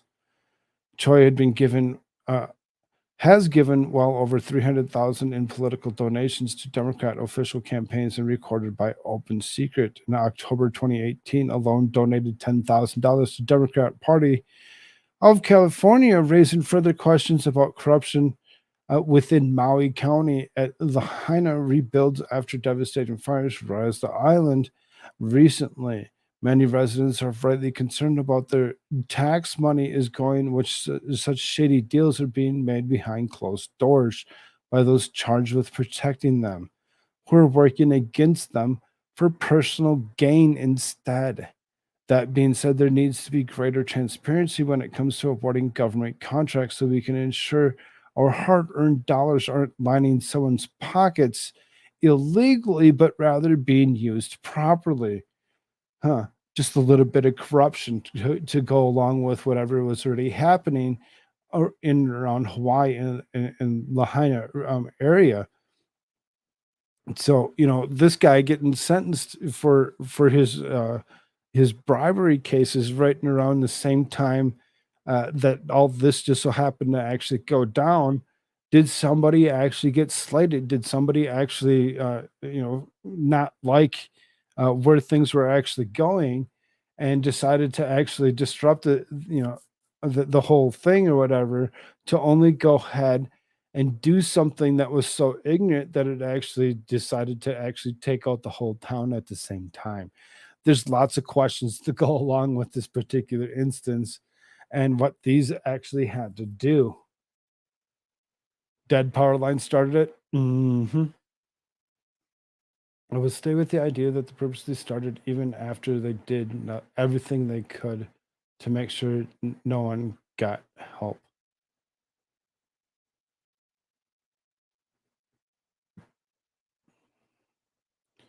I agree. I believe it was purposely started by who? I don't think it was by the power company. I don't think it was by the power company. I think there's something more that was actually going on that caused this to actually happen. Maybe like this, so there's something similar to it. not saying that this is actually tied to it directly, but coincidence. Exactly.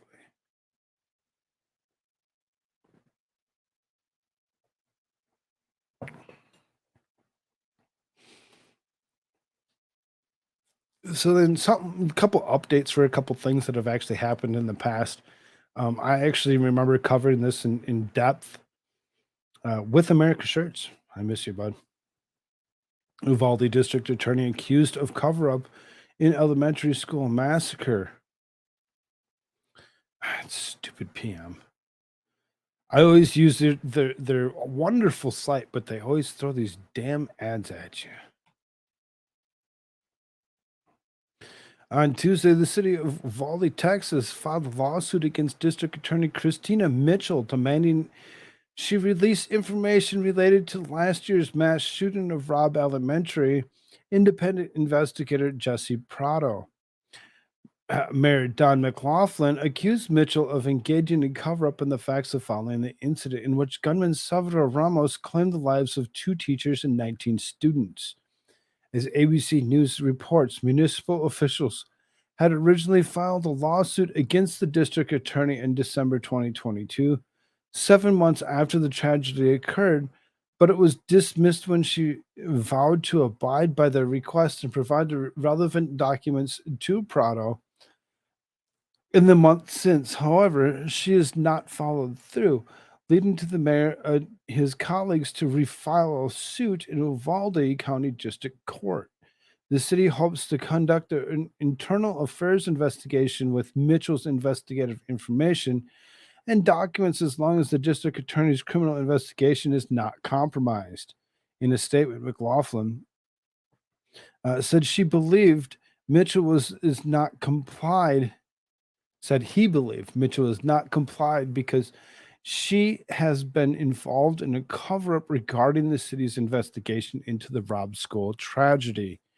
We believe she is doing so, he continued, because her chief investigator, Shane Gillen,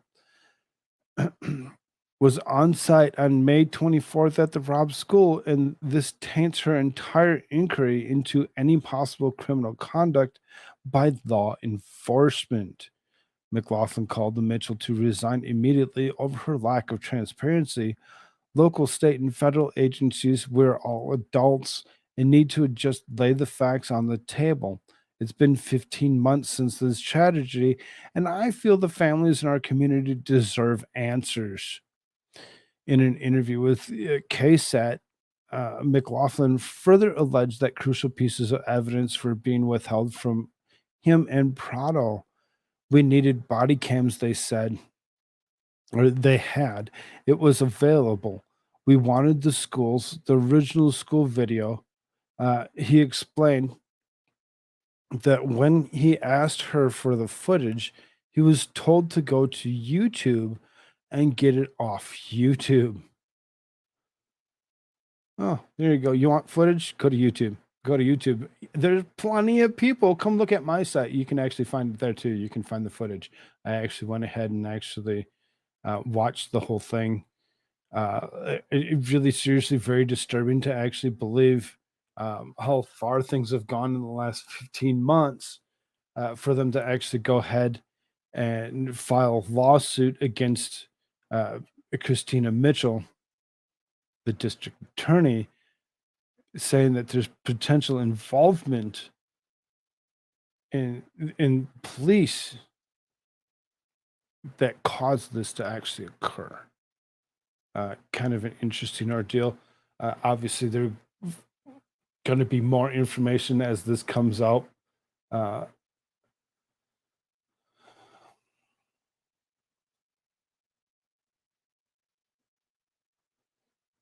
I will stay with the idea that purposely started coincidence.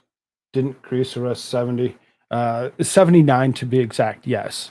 We actually covered that a couple days ago, where Greece actually did go ahead and arrest 79 arsonists and charge them with arson. They said 80, and then they actually down in the thing it says 79. In good news, we will get to Smart Island now. Yeah, right. hmm I wish that episode wasn't yeeted.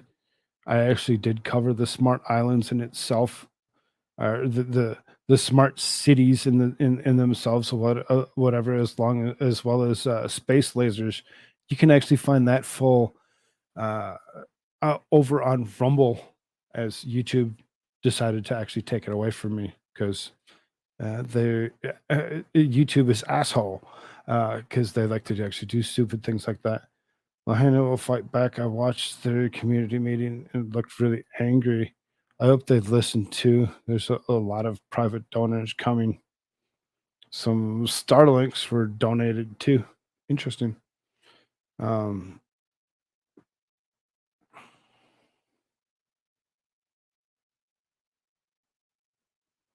we, we looked at the footage and decided it dicks us to go fuck yourself.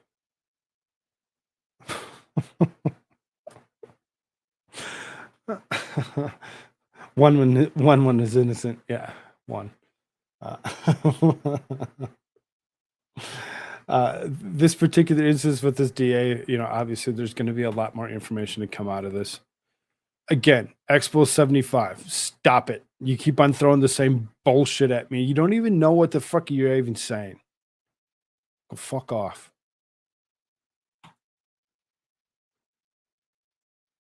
Same exact statement each and every single time. And you can tell it's not typed out. Why? Because you'll see one, and then you'll see two, and then you'll see the third one. And you're like, okay, so yeah, thank you for copying and pasting your idiot thoughts, you bot. So a little bit of fallout from McConnell's freezings. Yep, it's a bot. McConnell freezes up at podium again. Team feeds us BS, but doctors know the truth. We watched this the other day as he actually froze again for about 30 seconds until his workers actually walked up to him and asked him if he was okay. Senate Minority Leader Mitch McConnell froze up in the second time in just over a month in another scary moment. Yeah, they bring up just those moments where he actually froze up. They don't bring up those moments that he actually fell down previously too, and if he actually fell down in between, you can see it in his body that he actually looks like he lost a massive amount of weight. The Kentucky Republican is answering questions in press conference when he suddenly went into a brain freeze when asked whether he plans on running for re-election when his current term expires, which would be in 2026. Losing his train of thought and staring blankly into space until the aide intervened. The 81-year-old we really need to actually put something in place to actually stop people from being able to do this at such an old age. And I get it. Trump is just that old too. He's with 76. They're old. Stop putting old people in play. On Wednesday, while he was speaking at a Chamber of Commerce event in Covington, Kentucky, with the moment captured in local television outlet, a video that could soon go viral on social media as questions once again swirled about his fitness. You can see, look at how skinny he looks. His jacket's way too big for him. His button-down shirt is sagging because the shirt was for a larger person that he used to actually be. That was more than just a freeze. You think so? Uh, and that's what these doctors actually had to say. So this is what are my thoughts about this? McConnell asked him the question initially posed to the member of the media. The reporter repeated, "What are your thoughts on running for re-election in 2026?" The Republican leader was just stared blankly, and his eyes bulging for about 10 uncomfortable seconds before the female aide came to his side, asking, "Did you hear the question, Senator?" Running for re-election in 2026, McConnell continues his catatonic gaze into distance for several more seconds before the aide said, "All right, I'm sorry, you all. We're going to need a minute." As another man appeared and said something to him before he was able to resume taking questions, he asked him if he wanted to go outside. Leader McConnell felt momentarily lightheaded and paused during his press conference today. Last month, the elderly senator was speaking to the press as fellow GOP senators were giving an update on the progress of the National Defense Authorization Act when he trailed off and just stood there in front of the shocked audience, including his GOP colleagues and members of press corps. So then there was that one. So here, look at the difference. Look at the difference here. You see him? Now look at him here. Yeah, I get it. He's actually wearing a tie, but he looks like he's lost weight in the last few weeks. There's been good bipartisan cooperation. A string of he said before freezing after the awkward pause. Senator John Barrasso, who was doctor, stepped in. He stepped in immediately, put his fingers around his wrist, and you could see him counting out pulses to actually make sure that his heart was actually working the way it was intended to. Earlier this year, McConnell missed significant time at work when he was hospitalized for taking a nasty spill during a private dinner in Waldorf Astoria Hotel in Washington, D.C. McConnell's latest episode, along with the struggles of elderly, unfit lawmakers, drew strong response from X. Or on X, several aging health issues. Saying that in itself and not saying formerly known as Twitter to actually go along with it really sounds like he was on some kind of ecstasy or something. Severe aging health issues and mental health incompetence in the nation's leaders must be addressed. Biden, McConnell, Feinstein, Fetterman are examples of people who are not fit for office, and it's time to be serious about it, wrote Marjorie Taylor Greene. These politicians, staff, and family members should be ashamed of themselves and allowing their loved ones to remain in office and hold power. We're talking about the country's national security, and it's all at stake. 25th Amendment and other measures need to be on the table. U.S. Rep. Dean Phillips, Democrat, said that it's time for term limits. I agree. Term limits might be a thing that we need to actually potentially look at for all these people. Not that it's going to stop the corruption, but it would actually, stop them from actually aging and continuing to be able to embezzle for their whole lives. For goodness sake, the family, friends, and staff senators Feinstein, McConnell are doing them to our country a tremendous disservice. It's time for term limits for Congress and Supreme Court and some basic human decency. While Supreme Court's supposed to be a lifetime thing, that's not something that I would agree with. I would agree for the Congress to actually get them, but not the Supreme Court. I just don't. John Fetterman isn't well. This is all just very sad. As a general rule, no one over 80 should have jobs this important. Voters ultimately hold the blame, though, tweeted Outkick founder and nationally syndicated radio host Clay Travis. More reactions to McConnell's latest contribution to argument for congressional age and term limits. Embarrassing. Press the reset button, please. Get all these corrupt mummies out of office. Politics aside, this is sad to see with anyone. Exactly. Exactly, Nick Stewart. As one mentally misfiring conjure to another, President Joe Biden said that the plans to call McConnell. I just heard literally coming out that Mitch is a friend, and not a joke.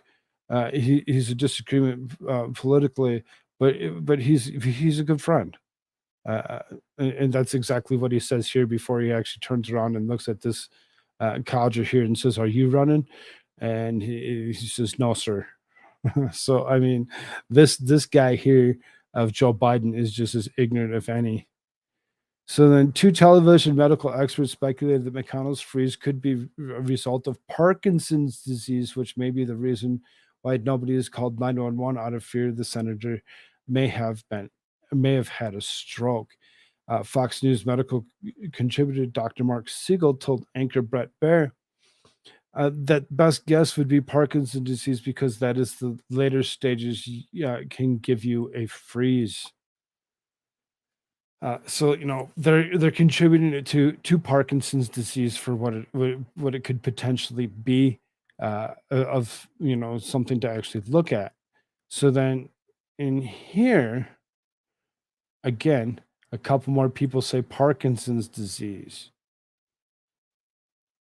So Parkinson's disease is actually something to actually pay attention to. So then here, doctor reveals terrifying secret about Mitch McConnell. A terrifying secret? Oh, what's the secret? During a news conference Wednesday, McConnell, who was 81, froze up. During the episode, a special report with Brett Baer, observation regarding stating that though his personal examination, his professional speculation is leaned towards Parkinson's disease. So again, Parkinson's, according to Siegel, it can also explain that there's no one around him in the freezes is panicking, saying this could be a stroke, this could be a seizure, it could be those things too, by the way. But again, then you would rush him to immediate treatment for an analysis. You'd do an MRI, you'd do an EEG to see if it could be a seizure. But if it's Parkinson's, you already know about the somebody diagnosed that clinically by doing an examination, and treatment helps, by the way. He further expressed again, I'm not saying that that's what it is, but I think what's really striking here is the alarm bells didn't immediately go off among medical personnel around before concluding if he had later stages of neurological disease, I would think that he would consider stepping down.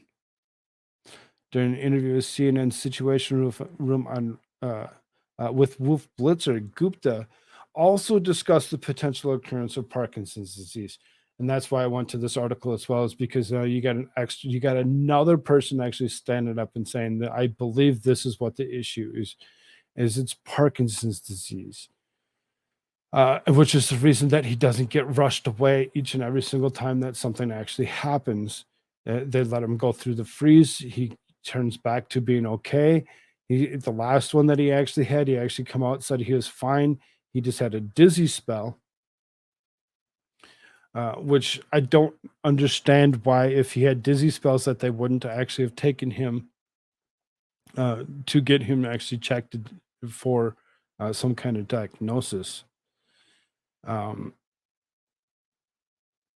He further stated his face even has this mask-like feature to it. So there's a lot of things that are going on there. Gupta positioned McConnell's condition might be attributed to seizure or comparable medical event. It could be something like when somebody comes off of their medications and things like Parkinson's, when medication starts to wear off, they may start to have freezing episodes as well. Similar to Siegel, Gupta observed that one of the things that they're really noticeable to me is when his aides approach him, they did not seem so surprised by this.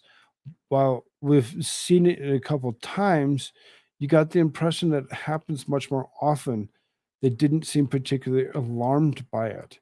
He finished by saying, if it was the first time an unknown thing, I think there probably would have been more of a rush or an interest, at least in getting him to a doctor more quickly. They're not concerned.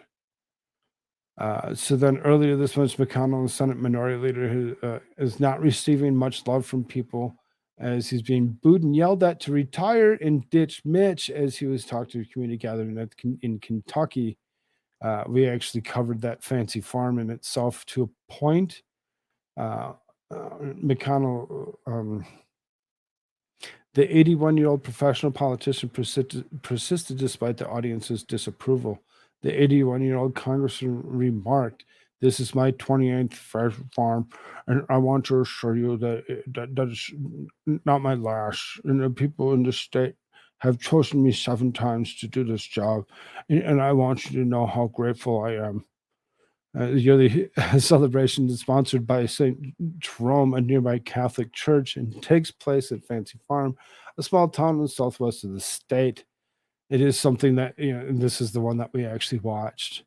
Former President Donald Trump, who released a video in the booze in this true social platform, has frequently criticized McConnell. I agree. Boo. Retire, retire, retire, boo. So he's being looked at as being somebody that we should actually step away from, and actually do just that. Make him retire. Make him retire for what it is. I don't know why. I don't know why they keep on allowing these old codgers to continue to hold these high-ranking positions. He's a minority leader. He's the minority leader, so the minority being the Republican side. He is the leader of that. He's the one that's actually supposed to bring everybody together and actually get them to actually go along with what he believes should actually happen. And it's not happening. What's up, Mimsy? Good to see you. I like people think Potato has Parkinson's too. I would almost believe so. Could be anything. His cat tried to kill him. The Dems actually elected somebody with clear signs of degenerative condition. Of course they did. Of course they did, because all inclusive.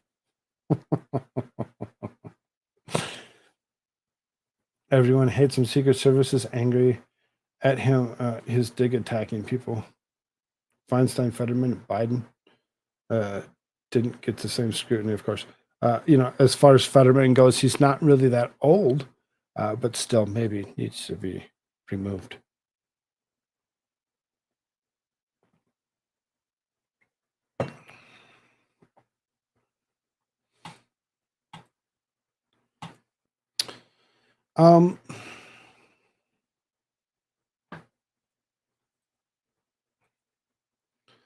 So then kind of move on just a little bit. Give us some other things to actually look at here. Obama's boy toy comes forward in bombshell primetime interview. Huh? Tucker Carlson has another bombshell interview coming up with a teaser for it. Carlson talked to Adam Carolla about several issues, including how the corrupt government is establishing a war footing with Russia that he believes will destroy the United States. Carlson's comments got some very interesting reactions from Don Jr., including the perspective on how far the powers to be will go to get what they want and cover up their lies and former crimes. Carlson showed that things are changing in for the cabal of creeps who run the government. The cover-ups are coming to an end. Carlson plans to expose the people, places, and things that have done so much damage to the American Republic, including head creep Barack Obama. I think the lies are unsustainable. Lying is always unsustainable. You're always found out at the end whether in your lifetime you're posthumously, but you are, lies are always revealed by the nature, Carlson said to Carolla, adding, and these lies are so big and so obvious and so stupid that it's going to be very clear to the majority of voters before the election that Biden administration has no idea what it's doing and that Joe Biden is not running the government and that's not working at all. And I think by the point we're going to have a real economic disaster, by going to be a very rough recession, and that makes everything much more intense. And so, if your goal is to maintain power, and if you think once you relinquish power, the problem with everything becoming the probably criminalizing politics is the people who did it imagine or know that it will be done to them. So once you start exciting your political opponents, you have to win. They're going to indict you if they win, right? Right. And so they can't lose. They will do anything to win. So, how do they do that? They're going to go to war with Russia, which is what they will do. There will be a hot war between the United States and Russia in the next year. Of course, they wanted that anyway. I don't think but that's a separate analysis. But I think it's a political matter. They need to declare war footing to assume war powers to win. I believe that, and I think the evidence suggests it's true. So, if you're worried about our politics getting even more vicious than it already is, and people being hurt in our politics, which is entirely possible, you should be worried about the prospect of an open world already at war with Russia. Of course, we're funding our enemies, so we're fighting Russia. Here's what Don Jr. had to say about Carlson's latest tease, showing how diabolical the deep state has become. This is one of the main reasons the deep state globalists want to put my father in jail. They know if he is president that he will immediately put an end to the plans to start World War III with Russia over Ukraine. So then it says you can actually watch him actually make that statement. In the same blast, Tucker highlighted one of the most sinister politicians in American history, Barack Obama, as an example of massive power grabs by the government and showed how the media is part of it. Here's what Slate News reported. Tucker Carlson issued a warning to Barack Obama that he was planning to interview a man who claims to have had a sexual relationship with the Democrat former president. During the interview with Adam Kroll, Carlson revealed that he will interview Larry Sinclair in his new show. Sinclair came forward several years ago and claimed to have had a relationship with Obama. However, when Sinclair came forward during Obama's presidential campaign in 2008, the corporate media refused to report on it. No longer bound by Fox News, Carlson is breaking the media code of silence and speaking out about it. Carlson said in 2008, it became obvious that Barack Obama had been having sex with men and smoking crack, and a guy came forward, Larry Sinclair, and said, I'll sign an affidavit and I'll take a lie detector, and he did.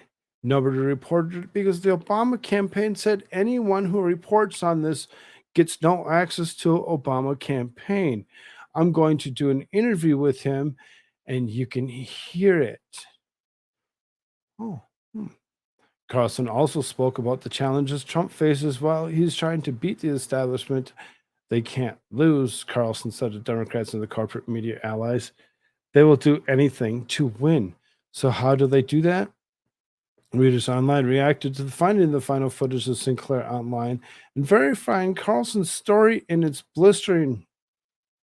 Seems Obama is about to be exposed and not in a way that's going to make him happy. Oops. Looks like Larry Sinclair is actually going to come forward and speak of this relationship that he just so happened to have with the likeness of Barack Obama. Yes, kind of juicy, isn't it, Gohagen? That's kind of something of interest. Obama was pulling Biden's strings. We all know this. Of course we do, Jorah. That's without saying. We all see it. We all see it. It's not something that's new. We've seen it from the beginning. This particular article, because it actually is of interest, I went ahead and I posted it to my Discord under news and politics. It's something that you can actually dig through and actually look at those little clips that are in there to go along with it.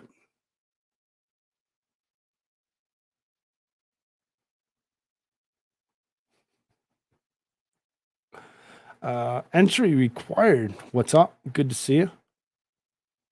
Hit that thumbs up button over on that Rumble side if you can. That'd be great. Disney can't help itself. Hires Biden devotee to vice president media relations. Disney. They just can't do anything. What the flock? What's up, dear? Good to see you. Dear Lord, that was some work. I'm glad that you finally made it. The CIA background of Obama's mother is even more disturbing. Oh, yeah.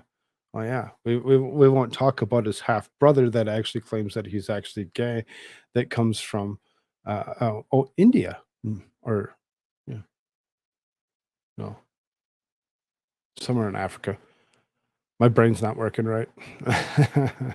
uh, Few will blame you if you've never heard of the name Remy Yamamoto. She is one of those people in Joe Biden's staff who didn't spend much time. Kenya. That's where he's from. He's, I mean, one place or the other, whatever. I think we understand that there's potential that the birth certificate wasn't what they actually told us it was. She was one of those people that Joe Biden's staff who didn't spend much time up front where she could see her, but rest assured, you bore witness to a lot of her work. And you're going to see a lot more of it as she's left the world of politics in order to dive into world of politics with Disney's logo slapped on it. According to Variety, Yamamoto has been hired by the House of Mouse to be their VP of Media Relations for Television Division.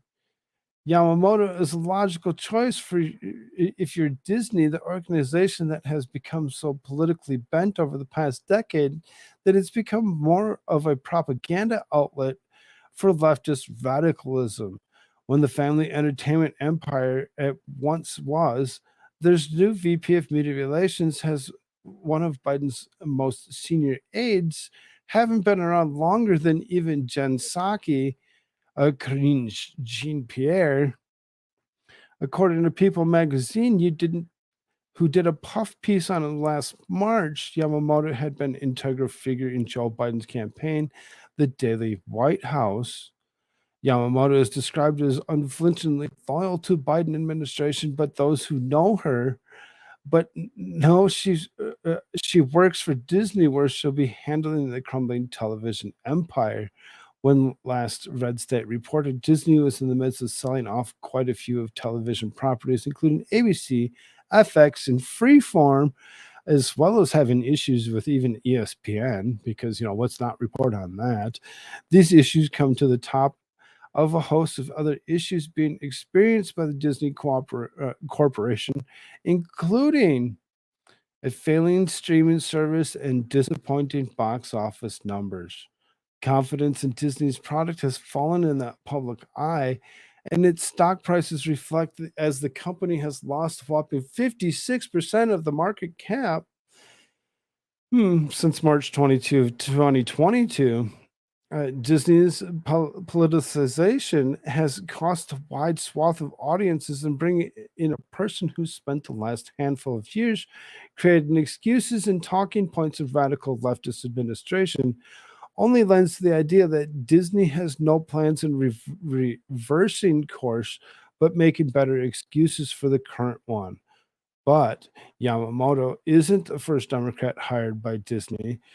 In April in 2022, Disney hired longtime Democrat communications director Christina Shaki to be the executive vice president of global communications. Disney seems intent on digging deeper into the ideological pit with every hire.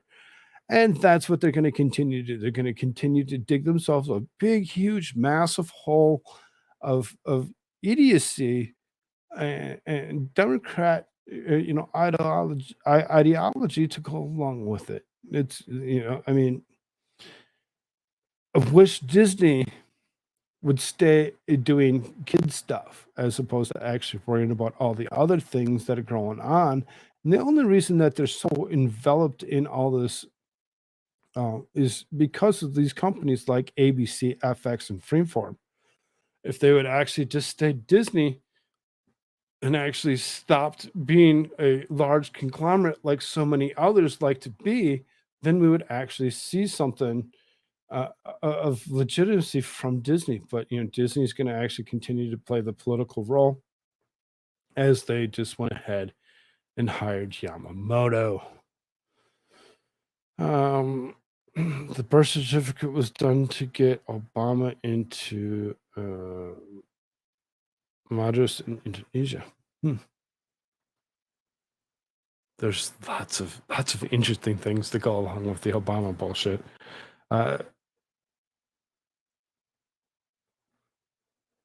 Tucker better be careful. Careful is what my thought was with the story. No, just kidding. Don't bend over, dude. I remember reading all about this years ago. It was brushed into the carpet. I also wonder about the chef that drowned out long in Martha's Vineyard. Right, we actually covered that the other day, where they actually found the clothes separately from the body. Something was going on with that particular situation. I think I've actually learned. I'm going to actually remove this from the screen so you don't think I'm talking about that. I've actually learned how to actually run some editing software of Blender to actually come up with a few ideas to take these long formats that I actually run these shows on, and take out some of those interesting pieces, clip them and post them by themselves, to see if I can't actually drum up more people as I see numbers fluctuate. It's like I'm up to 12 right now. That's awesome. I really do. 13. There you go. I appreciate y'all being here, hitting that like button and all. I think that there might be because there's people that have you can only be around for so long. It's so late at night. You go to bed. You don't want to be here that long. If you get into a topic that doesn't really interest you or whatever, is kind of disturbing, and you have a tendency to click out. I think I'm going to see if I can't actually utilize that a little bit more.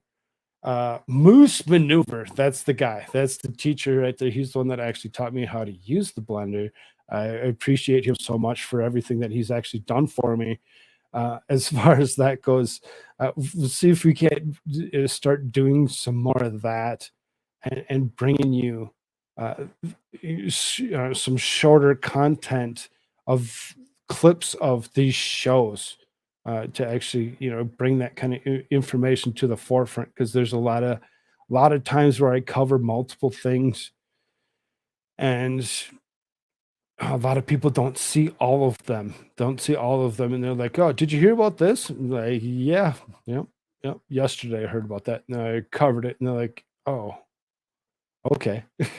So it's kind of interesting to actually, and I seriously read so much news every single day to actually create these shows, for what it is.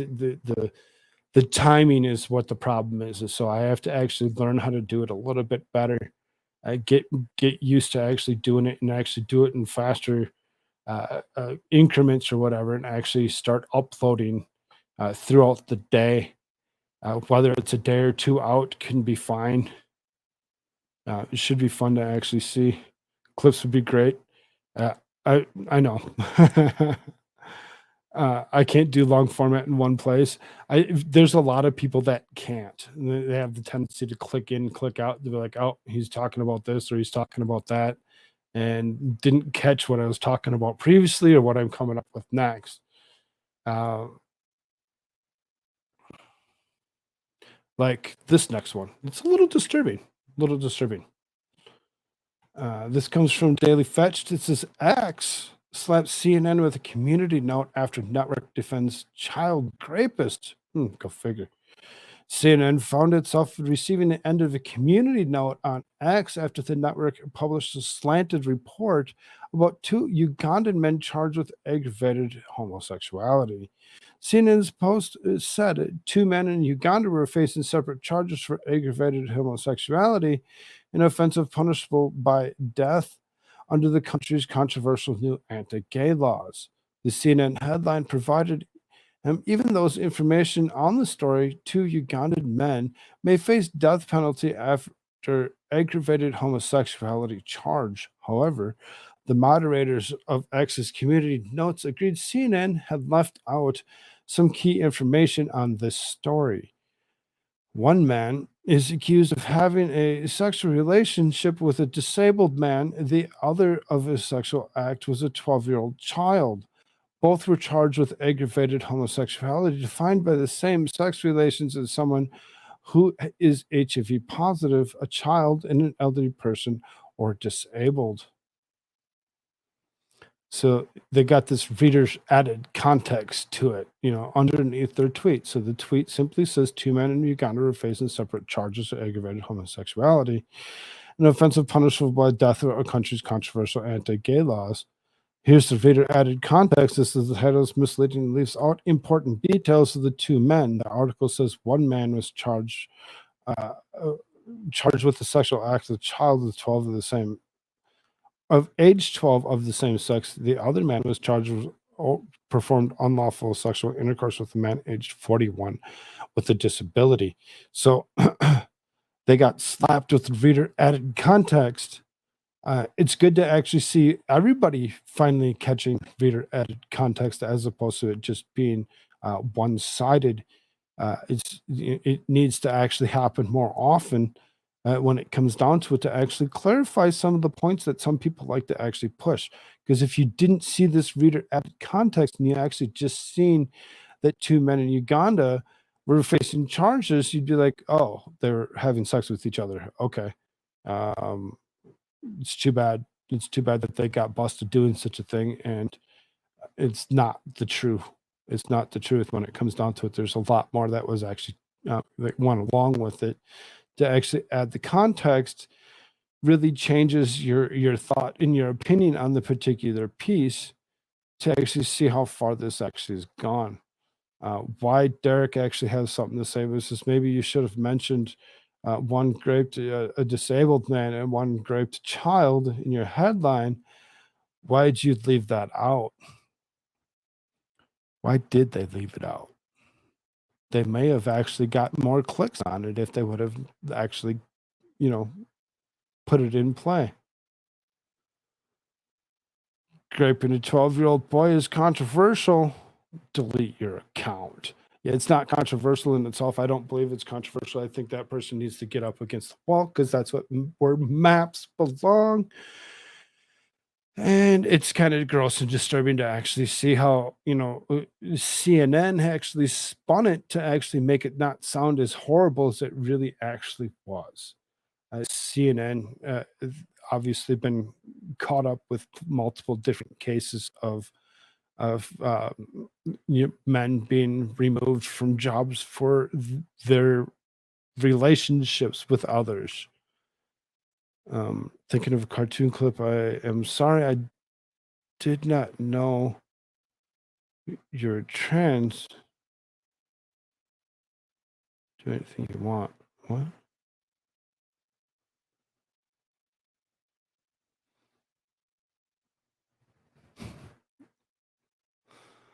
I don't know what you were actually saying.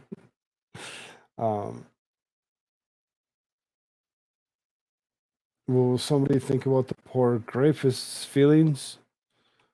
Nah. The rapist should not be allowed to actually go unannounced. Once you do something gross and disturbing like that, you should actually be immediately thrust to the forefront so everybody can see you, and you should be marched down in front of the town square. Oh yes, that's what X is, right?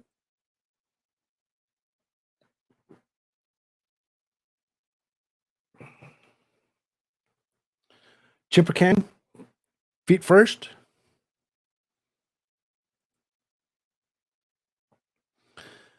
We're actually going to get into some news here. This is actually going to move fairly quick through the end of this. Mom influencer Ruby Frank, 8 passengers YouTube channel, was arrested for aggravated child abuse. the momfluencer behind one of YouTube's most famous channels. I've never heard of this channel before. Most famous channels arrested in Utah under suspicious 2 counts of aggravated child abuse. 8 passengers. Host Ruby Frank is listed in custody in Washington County Sheriff's Office website after being taken into custody on June 30th.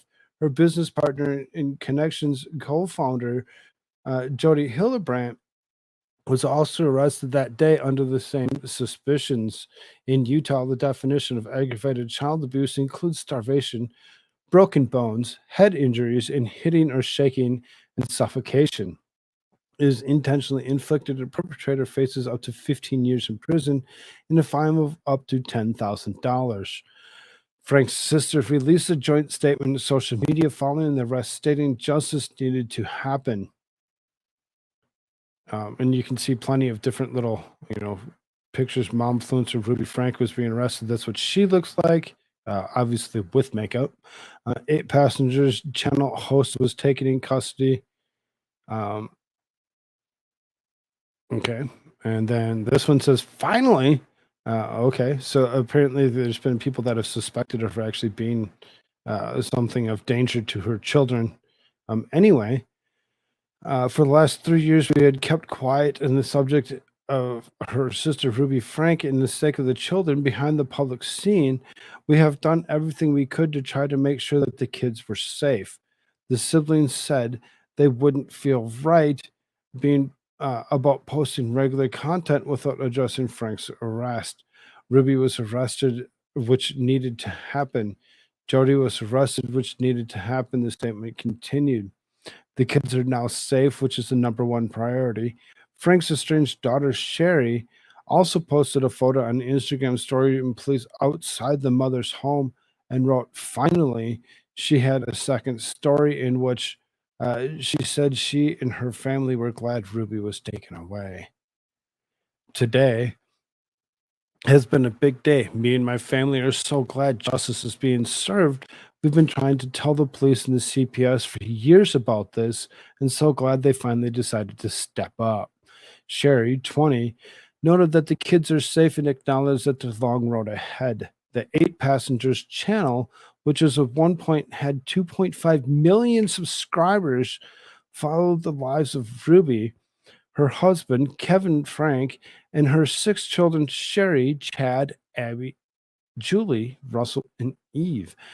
As for Kevin, he told us via his attorney, Randy Kester, that his urgent focus is simply to keep his children together under his fatherly care.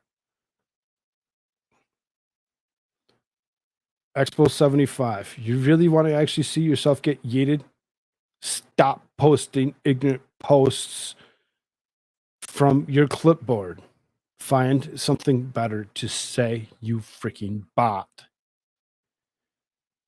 Rumors of child abuse began circulating in 2020 when Chad shared the vlog in the bedroom had been taken away from after he played pranks on a younger brother. What the flock, you're over there, right? If you're still with us, you just go yeet him. Yeet that account for me. I'm sick of dealing with it. The Frank family told Insider that they're teaching the kids under the consequences of their actions and blamed viewers for stirring up drama. The publication obtained a letter in the Division of Child and Family Services that said the case against the Franks had been closed because of allegations of unsubstantiated. However, the famous family couldn't shake the rumors. What was once a prolific channel quickly turned into a desolate space and eventually was removed from YouTube altogether. So that you can see, wonderful pictures of the family, more pictures of the family. Ruby and Hillebrand, a therapist whose license was suspended after she talked to the patient's porn addiction to her Mormon church, founded Connections in June 2022 and was immediately accused of being a cult. The YouTube channel for Connections, which is still live on the company's website, promises to help people successfully navigate life.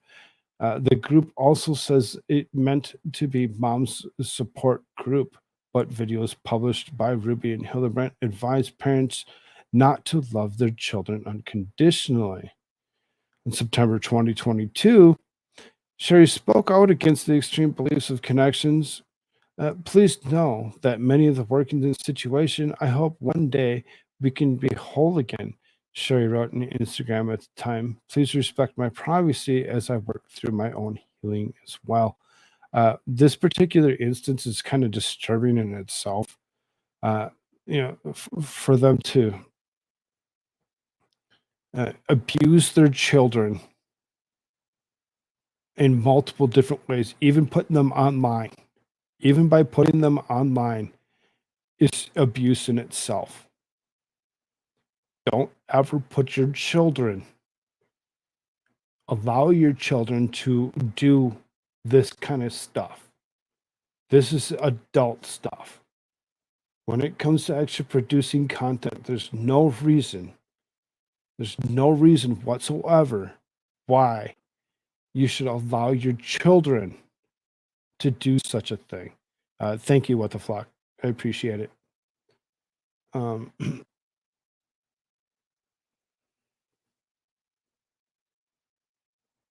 Yeah, and Jiraiya, and now Expo is now yeeted, and you won't ever see anything from them ever again. As long as, hopefully, hopefully that's the case. As long as they don't have another account to actually go ahead and continue to do that. This case is kind of sad and disturbing in itself, and hopefully everybody gets the help they need with the situation. My youngest wanted to stream. I told her no. She does not need to be set out for the horrors that kids online face. Yes, no, don't do it. Even as an adult, doing this kind of stuff, it really seriously is very taxing. It takes a lot out of you. And when you get assholes that are out there that like to mistreat others as well as yourself, you really seriously you catch a lot. You catch a lot more than people actually think. Those that are in and around this community of mine that I love and appreciate all so much for being around, y'all kind of understand that and get the point of where I'm going with that. Lisa, sleep well, dear. Have a good one.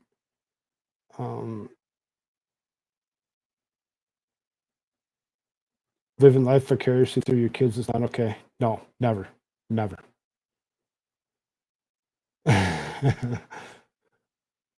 One of 50 accounts moves maneuver. Check. Yes. Yeah, don't put your children online. Even social media in itself can be a little much and unnecessary for children. It never should actually be a thing. I'm going to move on from this particular situation onto other more difficult and disturbing things. Attorneys General threatens to pull medical license of children's hospital that provide changes to minors. Yay! About time. Pull their medical license of the hospital completely. Watch them actually drowned when it comes down to it.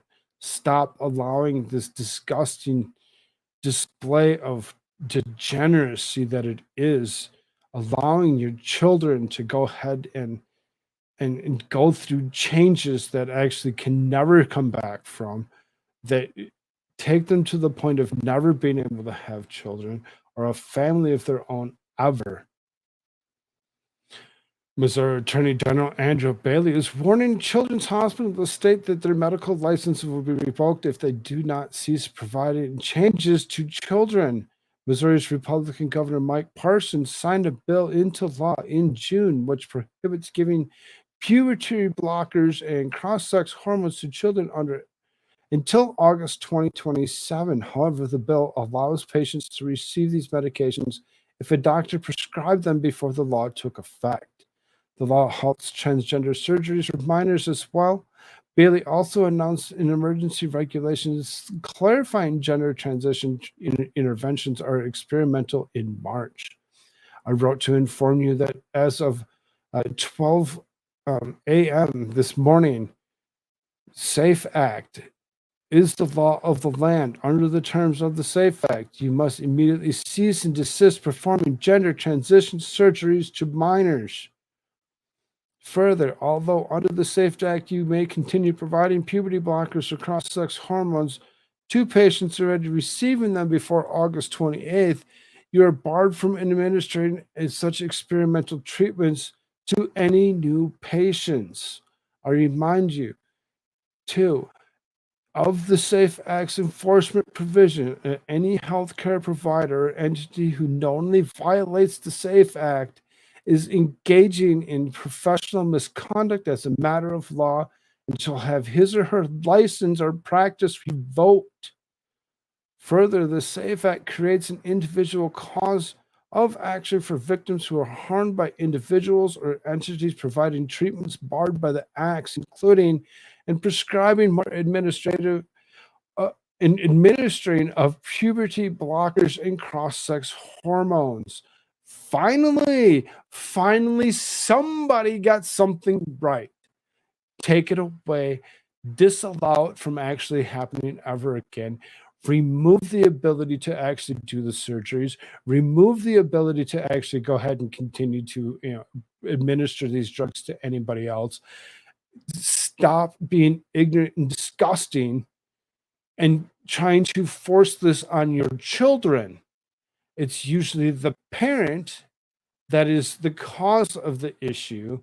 When it comes down to it, it is the parent. It is not something that you should actually do to your children.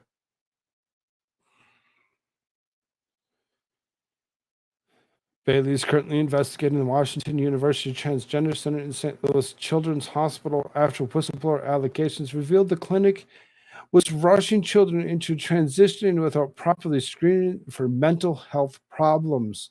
That's pretty much where it stems from, right? Mental health problems.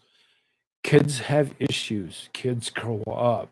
Kids change their mind eventually as they become more stable.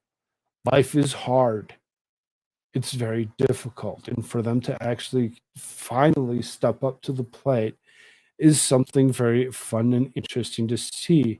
Now, you better open up some other types of mental health clinics of sorts so that these kids can actually see psychologists when it comes down to it to actually help them with their mental abilities or disabilities. The former gender clinic worker, Jamie Reed, alleged parents' rights were steamrolled and the clinic consistently sided with the parents more friendly to the idea of gender transition when those who were not. The New York Times confirmed whistleblower Jamie Reed's account of gender transition in a hospital last week. The New York Times interviewed dozens of patients, parents, former employees, and medical professionals for its report on the St. Louis Transgender Clinic. They also examined hundreds of pages of documents Reed shared with the outlet. Thank you, Lord, for actually doing something right and removing this from actually being something to continue doing to our children. We do not want politicians in medicine, but when the boards are compromised, there's a few choices. Medical boards are all state bar associations and have been co-opted by far left, also the National Science Foundation, thereby limiting actual science research. Exactly. Exactly. It's cult behavior. I need to fit in. Here's my kid as a sacrifice. It seems that way. Pro-transgender K-12 officials defy Virginia Governor Glenn Youngkin. So, you get one good thing, you get one bad thing. Schools that do not adopt Virginia's new model policy concerning students who claim to be opposite sex may be sued.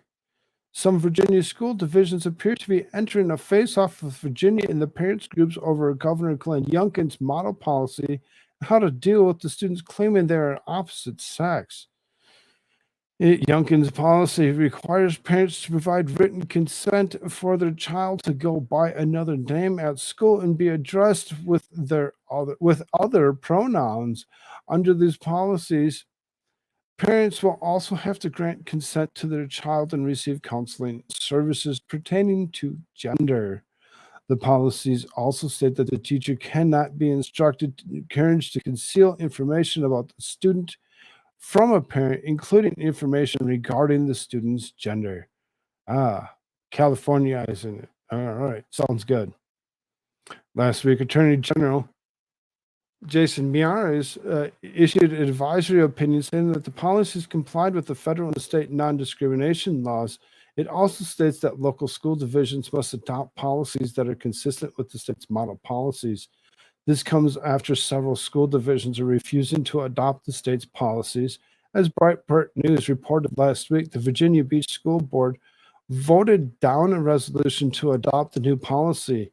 Recently, Youngkin explained in an interview with Fox News that parents are in charge of their children's lives, do not belong to the state. They do not belong to the state, do not belong to the school, they do not belong to anybody but their own parents. These school districts will, in fact, comply with the law because it is the law, and they don't have a choice. They don't have a choice. Why don't they have a choice? Since when don't you have a choice? You got to go along with the bullshit and be like, well, the school says that we must. So here you go. Now you get to actually identify however you'd like. I'm an attack fighter jet. Yeah. See me fly through the sky. You ready? I'm going to go jump off the second. No. Stop it. Stop being stupid. Go see a psychologist. Go see somebody that will actually help you through your issues as you grow up. Kids grow up differently. Everybody knows this. Youngkin is a rhino. It really wasn't Youngkin that actually passed this. They actually went ahead and they passed this around him. Though, I mean, I'm not disagreeing with you, but they did this around him.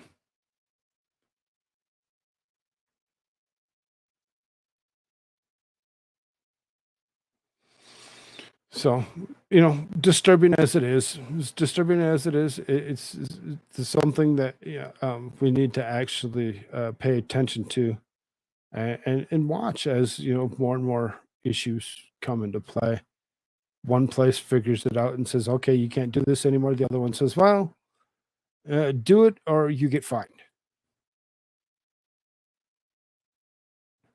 Kind of move on from that situation just a little bit here. So then here's some other stuff that's happening around the United States in itself, as well as other places.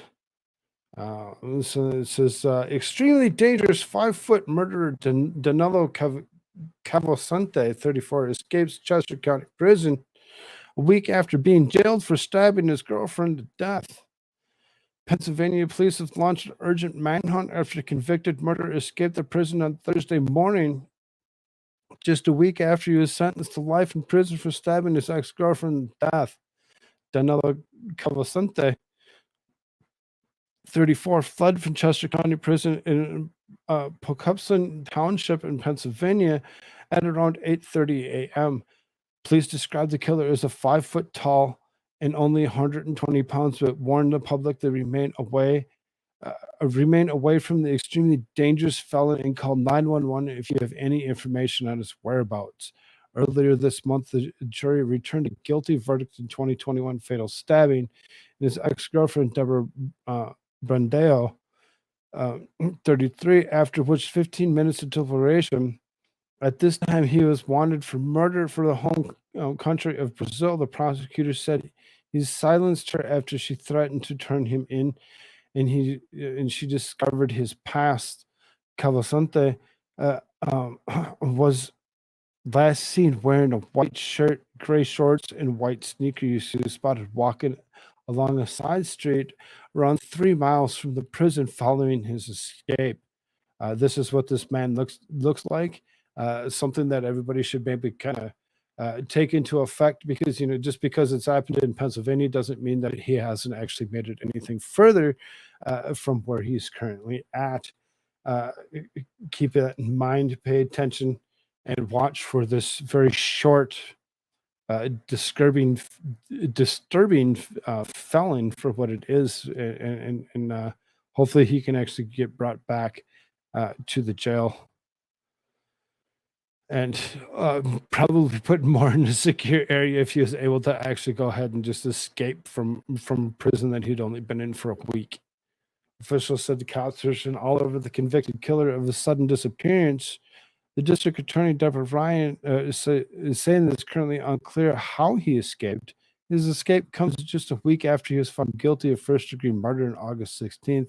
He was sentenced to life in prison on August 21st after two of his friends testified against him. According to the Philadelphia Inquirer, he killed Brendale in the kitchen knife he had been using to cut meat in preparation for a barbecue earlier that day. Jurors heard that he was angry at Brendale because she was threatened to turn him into police, which came after he found out that he was hacked her Instagram account to spy on her. During his trial, prosecutors claimed that the couple were abusive relationship, where Cavasunta was an angry and jealous boyfriend who needed to be in control. I really don't need to actually go any further than that. I think we kind of get the point of the situation, that this guy is not currently in jail. He's actually been found his way out. He's supposed to be there for life, and he's very dangerous for what it is.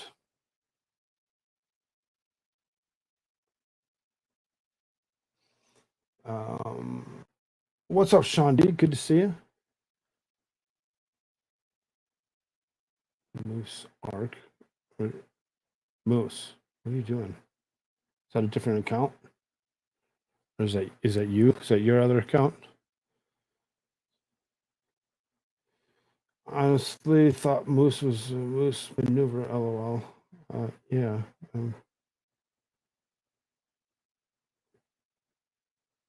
Ghostry Anonymous. Hello. Good to see you. Impersonation Moose. Potentially. Two moose at the same time? Yeah, you usually don't see too many moose in the same area at the same time. Tell us who you are. Who are you?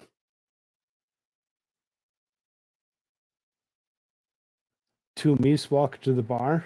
Ouch.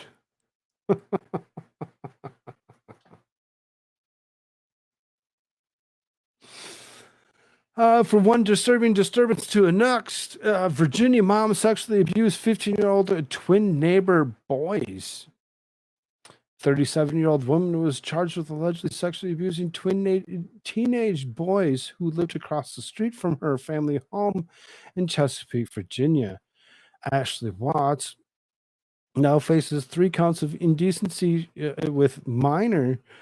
Police reported Monday, citing a criminal complaint. The suspect allegedly had sexual contact with one of the boys since the summer of 2022. However, law enforcement began looking into the situation once a neighbor called authorities, claiming the woman had sexual relations with the twins. An image shows the suspect's mugshot, and that they appear to be a picture of her and her family. In February, the suspect's husband reportedly arrived at home early one morning and found her shirtless on their couch with one of the boys, who appeared to be sleeping but was allegedly pretending. Following the discovery, the boys reportedly told his parents he went to the suspect's home to smoke marijuana. At the time, he denied any sexual activity occurred, but later allegedly confessed that to his father that he and the woman had sex several times. Ooh, disgusting. 37-year-old. These kids are teenagers, and now they're scarred for the rest of their lives. Maybe they probably liked it. Just saying. They would. I mean, not saying that it's good. Not saying it's that they should be allowed to do such a thing. But I mean, if she wasn't 37 years old, get up against the wall, lady. I made an alt Google account and several different channels, each one with a different subject to try to train a YouTube algo.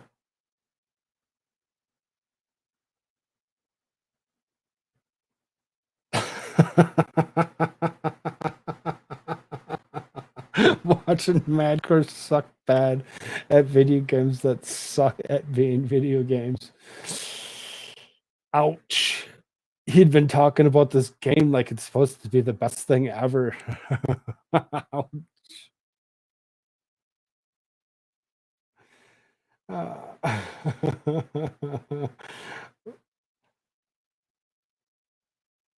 Berg's photo helps from keeps it from giving me funny cat videos when I don't watch funny cat videos. He uses the alt account to watch the cat videos. Good to know. Good to know. From one disturbing person to the next. I'm a sex therapist. I sleep with clients to save marriages. Are you sure that's how that works? Therapist Olivia Bentley takes a hands-on approach with her clients by sleeping with them. I've saved marriages. The Boise, Idaho native told Kennedy News, calling her work life-changing. I get physically involved with the majority of people I see. I think that's part of the appeal.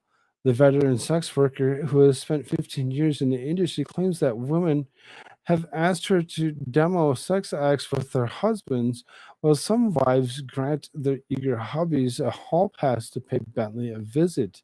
Some ladies say, I don't always want to be involved in this, but I want to know who you are. I want to approve of you, and I'm going to let him come and see you.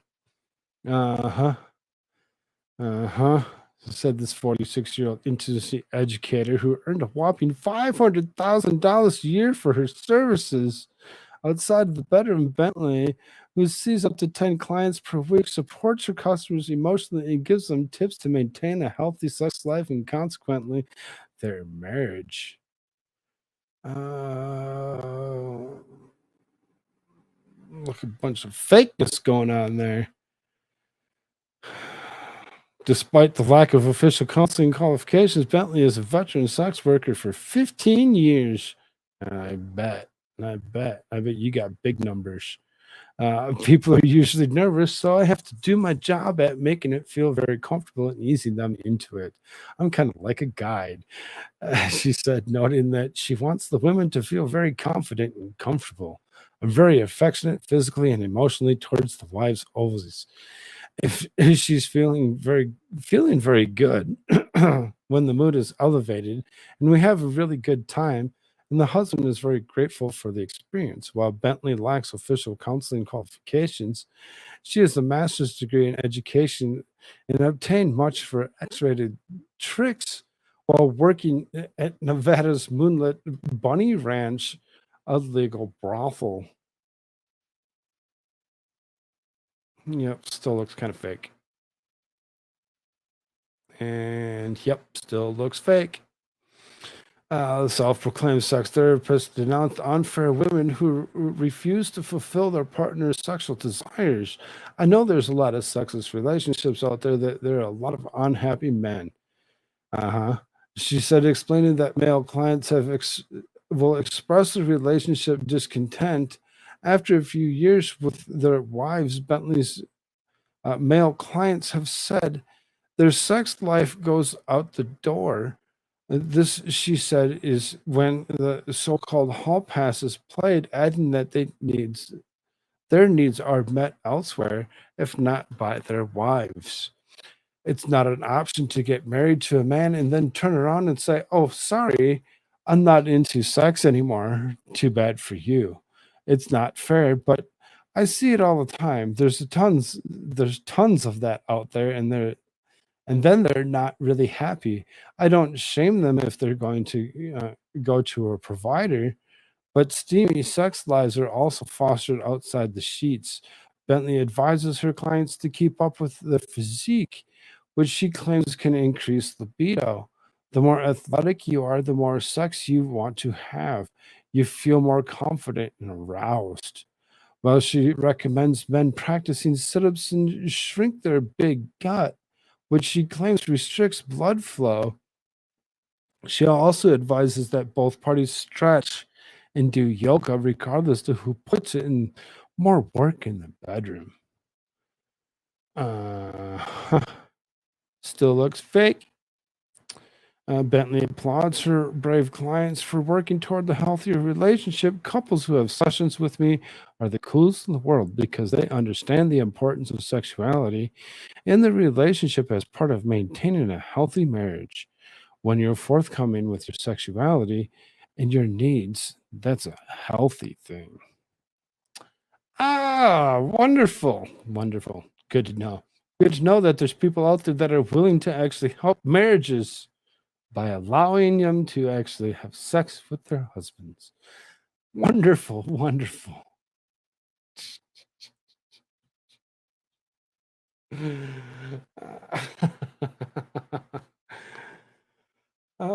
Sounds like glorified prostitute. Mhm.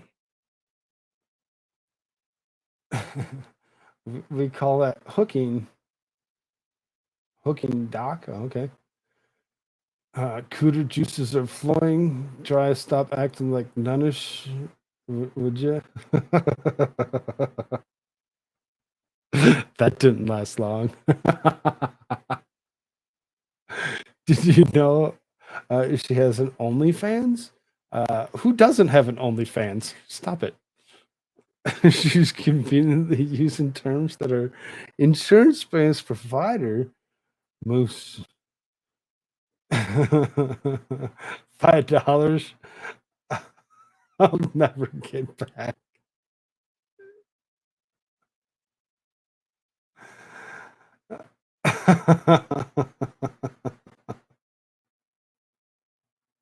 You guys are great.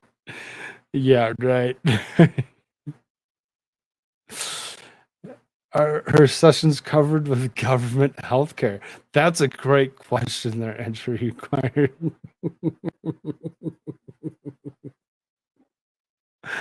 Value, society, morals, family, community, loyalty, nation, broken down in the Western world. That's not how it works. Therapists should be planning them. It's doing show and tell. Here, let me show you how this works. Up and down, up and down.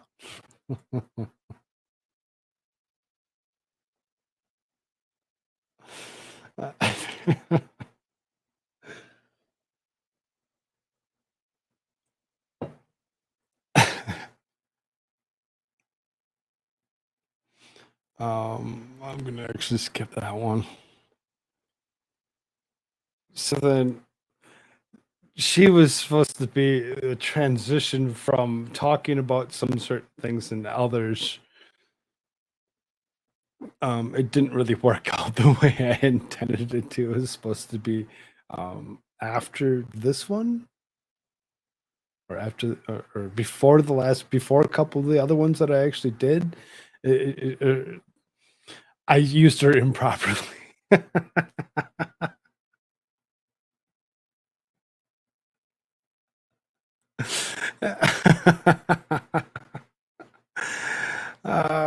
Boise School District provides training to teachers that include gender unicorn and using the preferred pronouns of students. Idaho. Idaho, what are you doing? The gender unicorn. Just kind of zoom in on this just a little bit. See if we can't make the unicorn just a little bit bigger. The gender unicorn, gender identity, gender expression, the sex assigned at birth. There's an other button at the sex assigned at birth. Oh, okay. Physical attracted to, then emotionally attracted to. Are you emotionally attracted to other genders physically attracted to other genders. I mean, the whole thing is disturbing. Sexual orientation, type of person, someone who is sexually and or romantically attracted to. Gender identity, a person's concept and who they are, which can be reflected in their how they present themselves.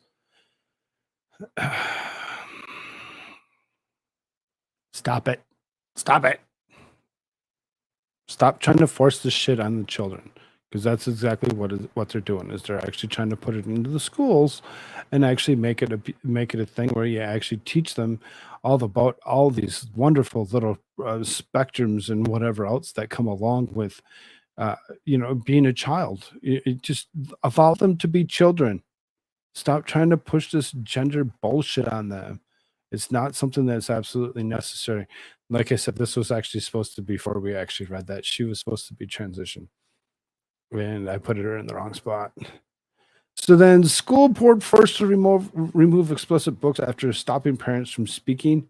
This guy here actually goes ahead and he actually speaks quite a bit, and he actually tries to read an excerpt from one of the books and gets shut down, ushered out of the room, and told that he can't actually say the things that were actually being said, and which is the reason why they eventually went ahead and they actually removed the books for what they were, because he was just reading an excerpt from the book and they didn't realize what he was actually doing. This one in particular, because of what it was and how disturbing it was, I thought I had it sitting on the other side of things, but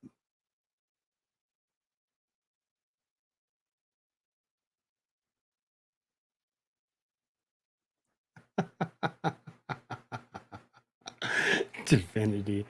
Divinity went and when I posted the Obama thing that I had read earlier under the news and politics, and she actually went and commented on that. Um, I'm gonna put this one in the.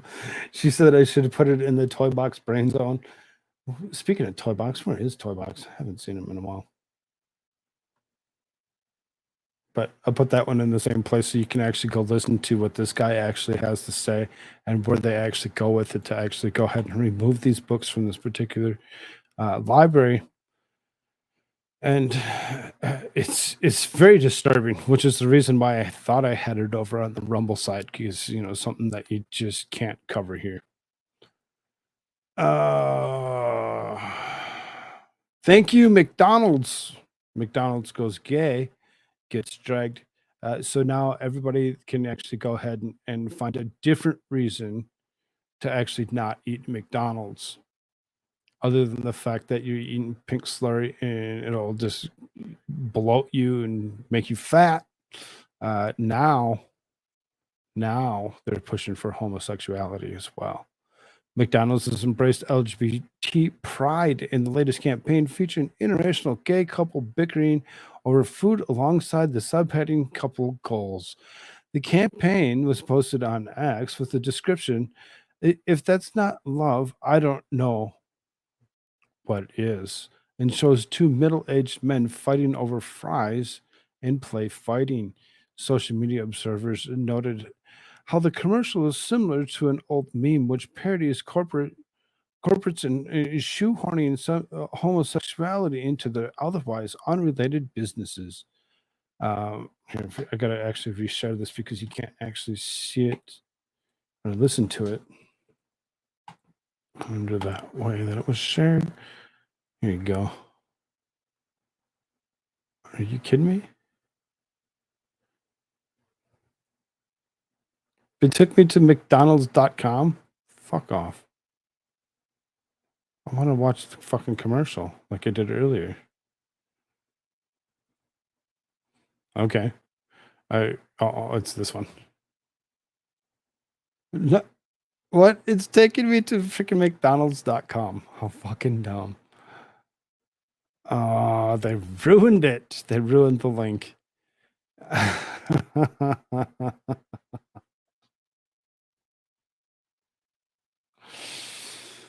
The campaign has already flopped. About 44 posts under 850 likes, despite receiving over 3.6 million views.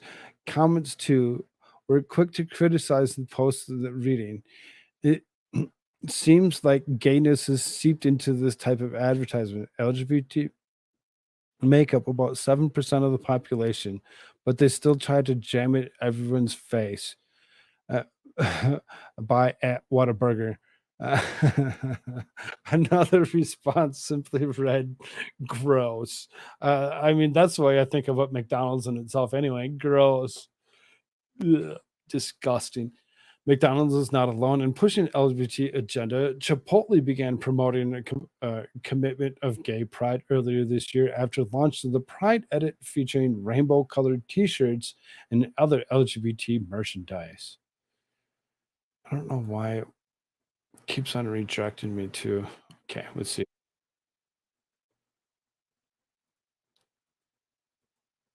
I found it. I found it.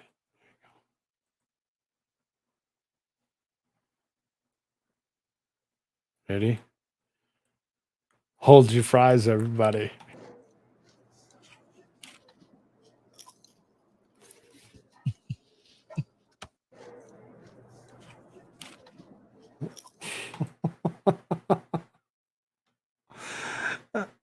What the fuck is that? The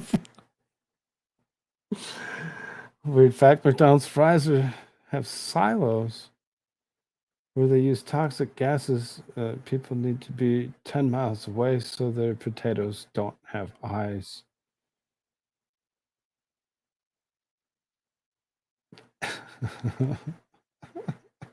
That's why you gotta paste the googly eyes on before you put them in the oven.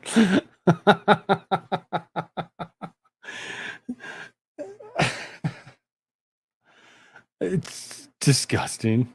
It's disgusting. How far have we gone?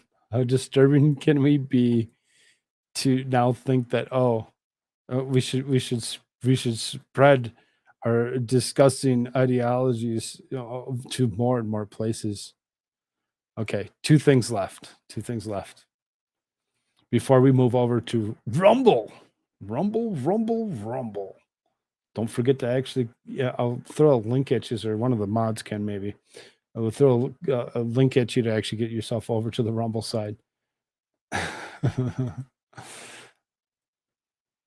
I've really enjoyed my $75 meal until I saw the $15 asshole charge.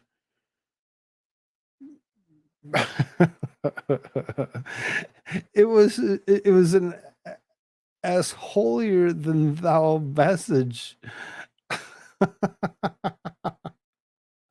A couple noticed a rather shocking line item in the pricey dinner bill, which left the internet howling. You're an asshole.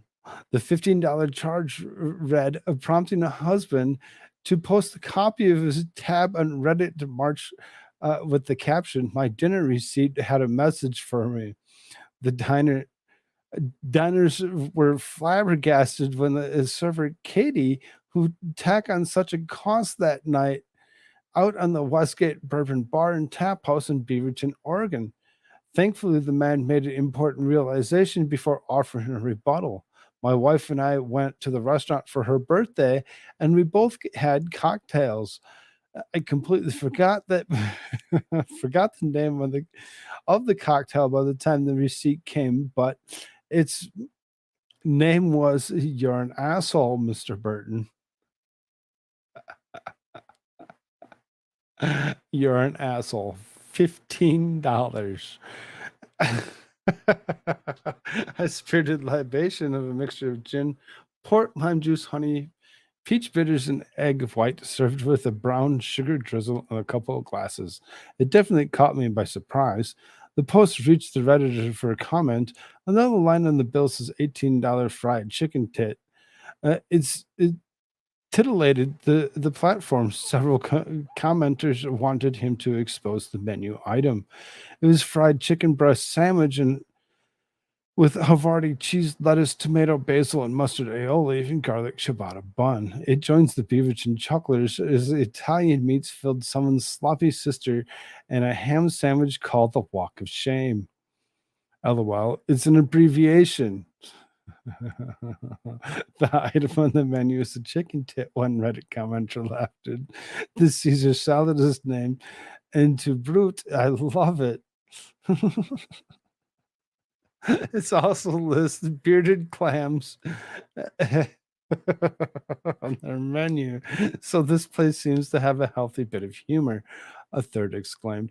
Kind of funny, kind of hilarious when it comes down to it. He actually thought he was being charged $15. Clumsy Clairvoyance, thank you for gifting the membership. Looks like Moose Maneuver picked that up. Thank you so much. I appreciate you. Pastor Rapture, what's up? All of my wonderful human beings out here in the radio land tonight. Hope your day has been better than mine. I bet it has. No, it's been horrible. It's been horrible, and I attribute it to the full moon that we're all experiencing. That's what it is. That's what it be. There's just a couple last things to actually kind of wrap up this YouTube side of things before we actually move over and actually do some disturbing things. Here you go. Something that's a little bit funny, kind of interesting. Nebraska cops pull over a man with a full-grown bull in the passenger seat of his car. Cops pulled over a man in Nebraska on Wednesday morning after receiving reports that he had driven down a busy highway with a full-size bull in the passenger seat of his car. Norfolk police officer pulled Lee Meyer over after witnesses phoned the department about a car driving into town with a cow on it. The officers thought that were going to be a calf, something small or something that would actually fit inside the vehicle. Police Division responded to a call of a man driving eastbound on 275 with a Watusi bull in his passenger seat. The officers received a call reference a car driving into town that had a cow in it. They thought that it was going to be, like a calf, something smaller, something that actually fit inside the vehicle. And the vehicle was big enough. Well, technically. As a result, the officer performed a traffic stop and addressed some traffic violations that were occurring with that particular situation. The occupant of the vehicle was identified as Lee Meyer of Neely. The Watusi bull's name was Howdy Doody. He was immediately pulled over by Norfolk police, and they performed a routine traffic stop. The officer wrote him some warnings. There were some citable issues with that situation. The officer chose to write him a warning and ask him to take the animal back home and to leave the city. Meyer and Howdy Doody are on their way back home, and no one was hurt.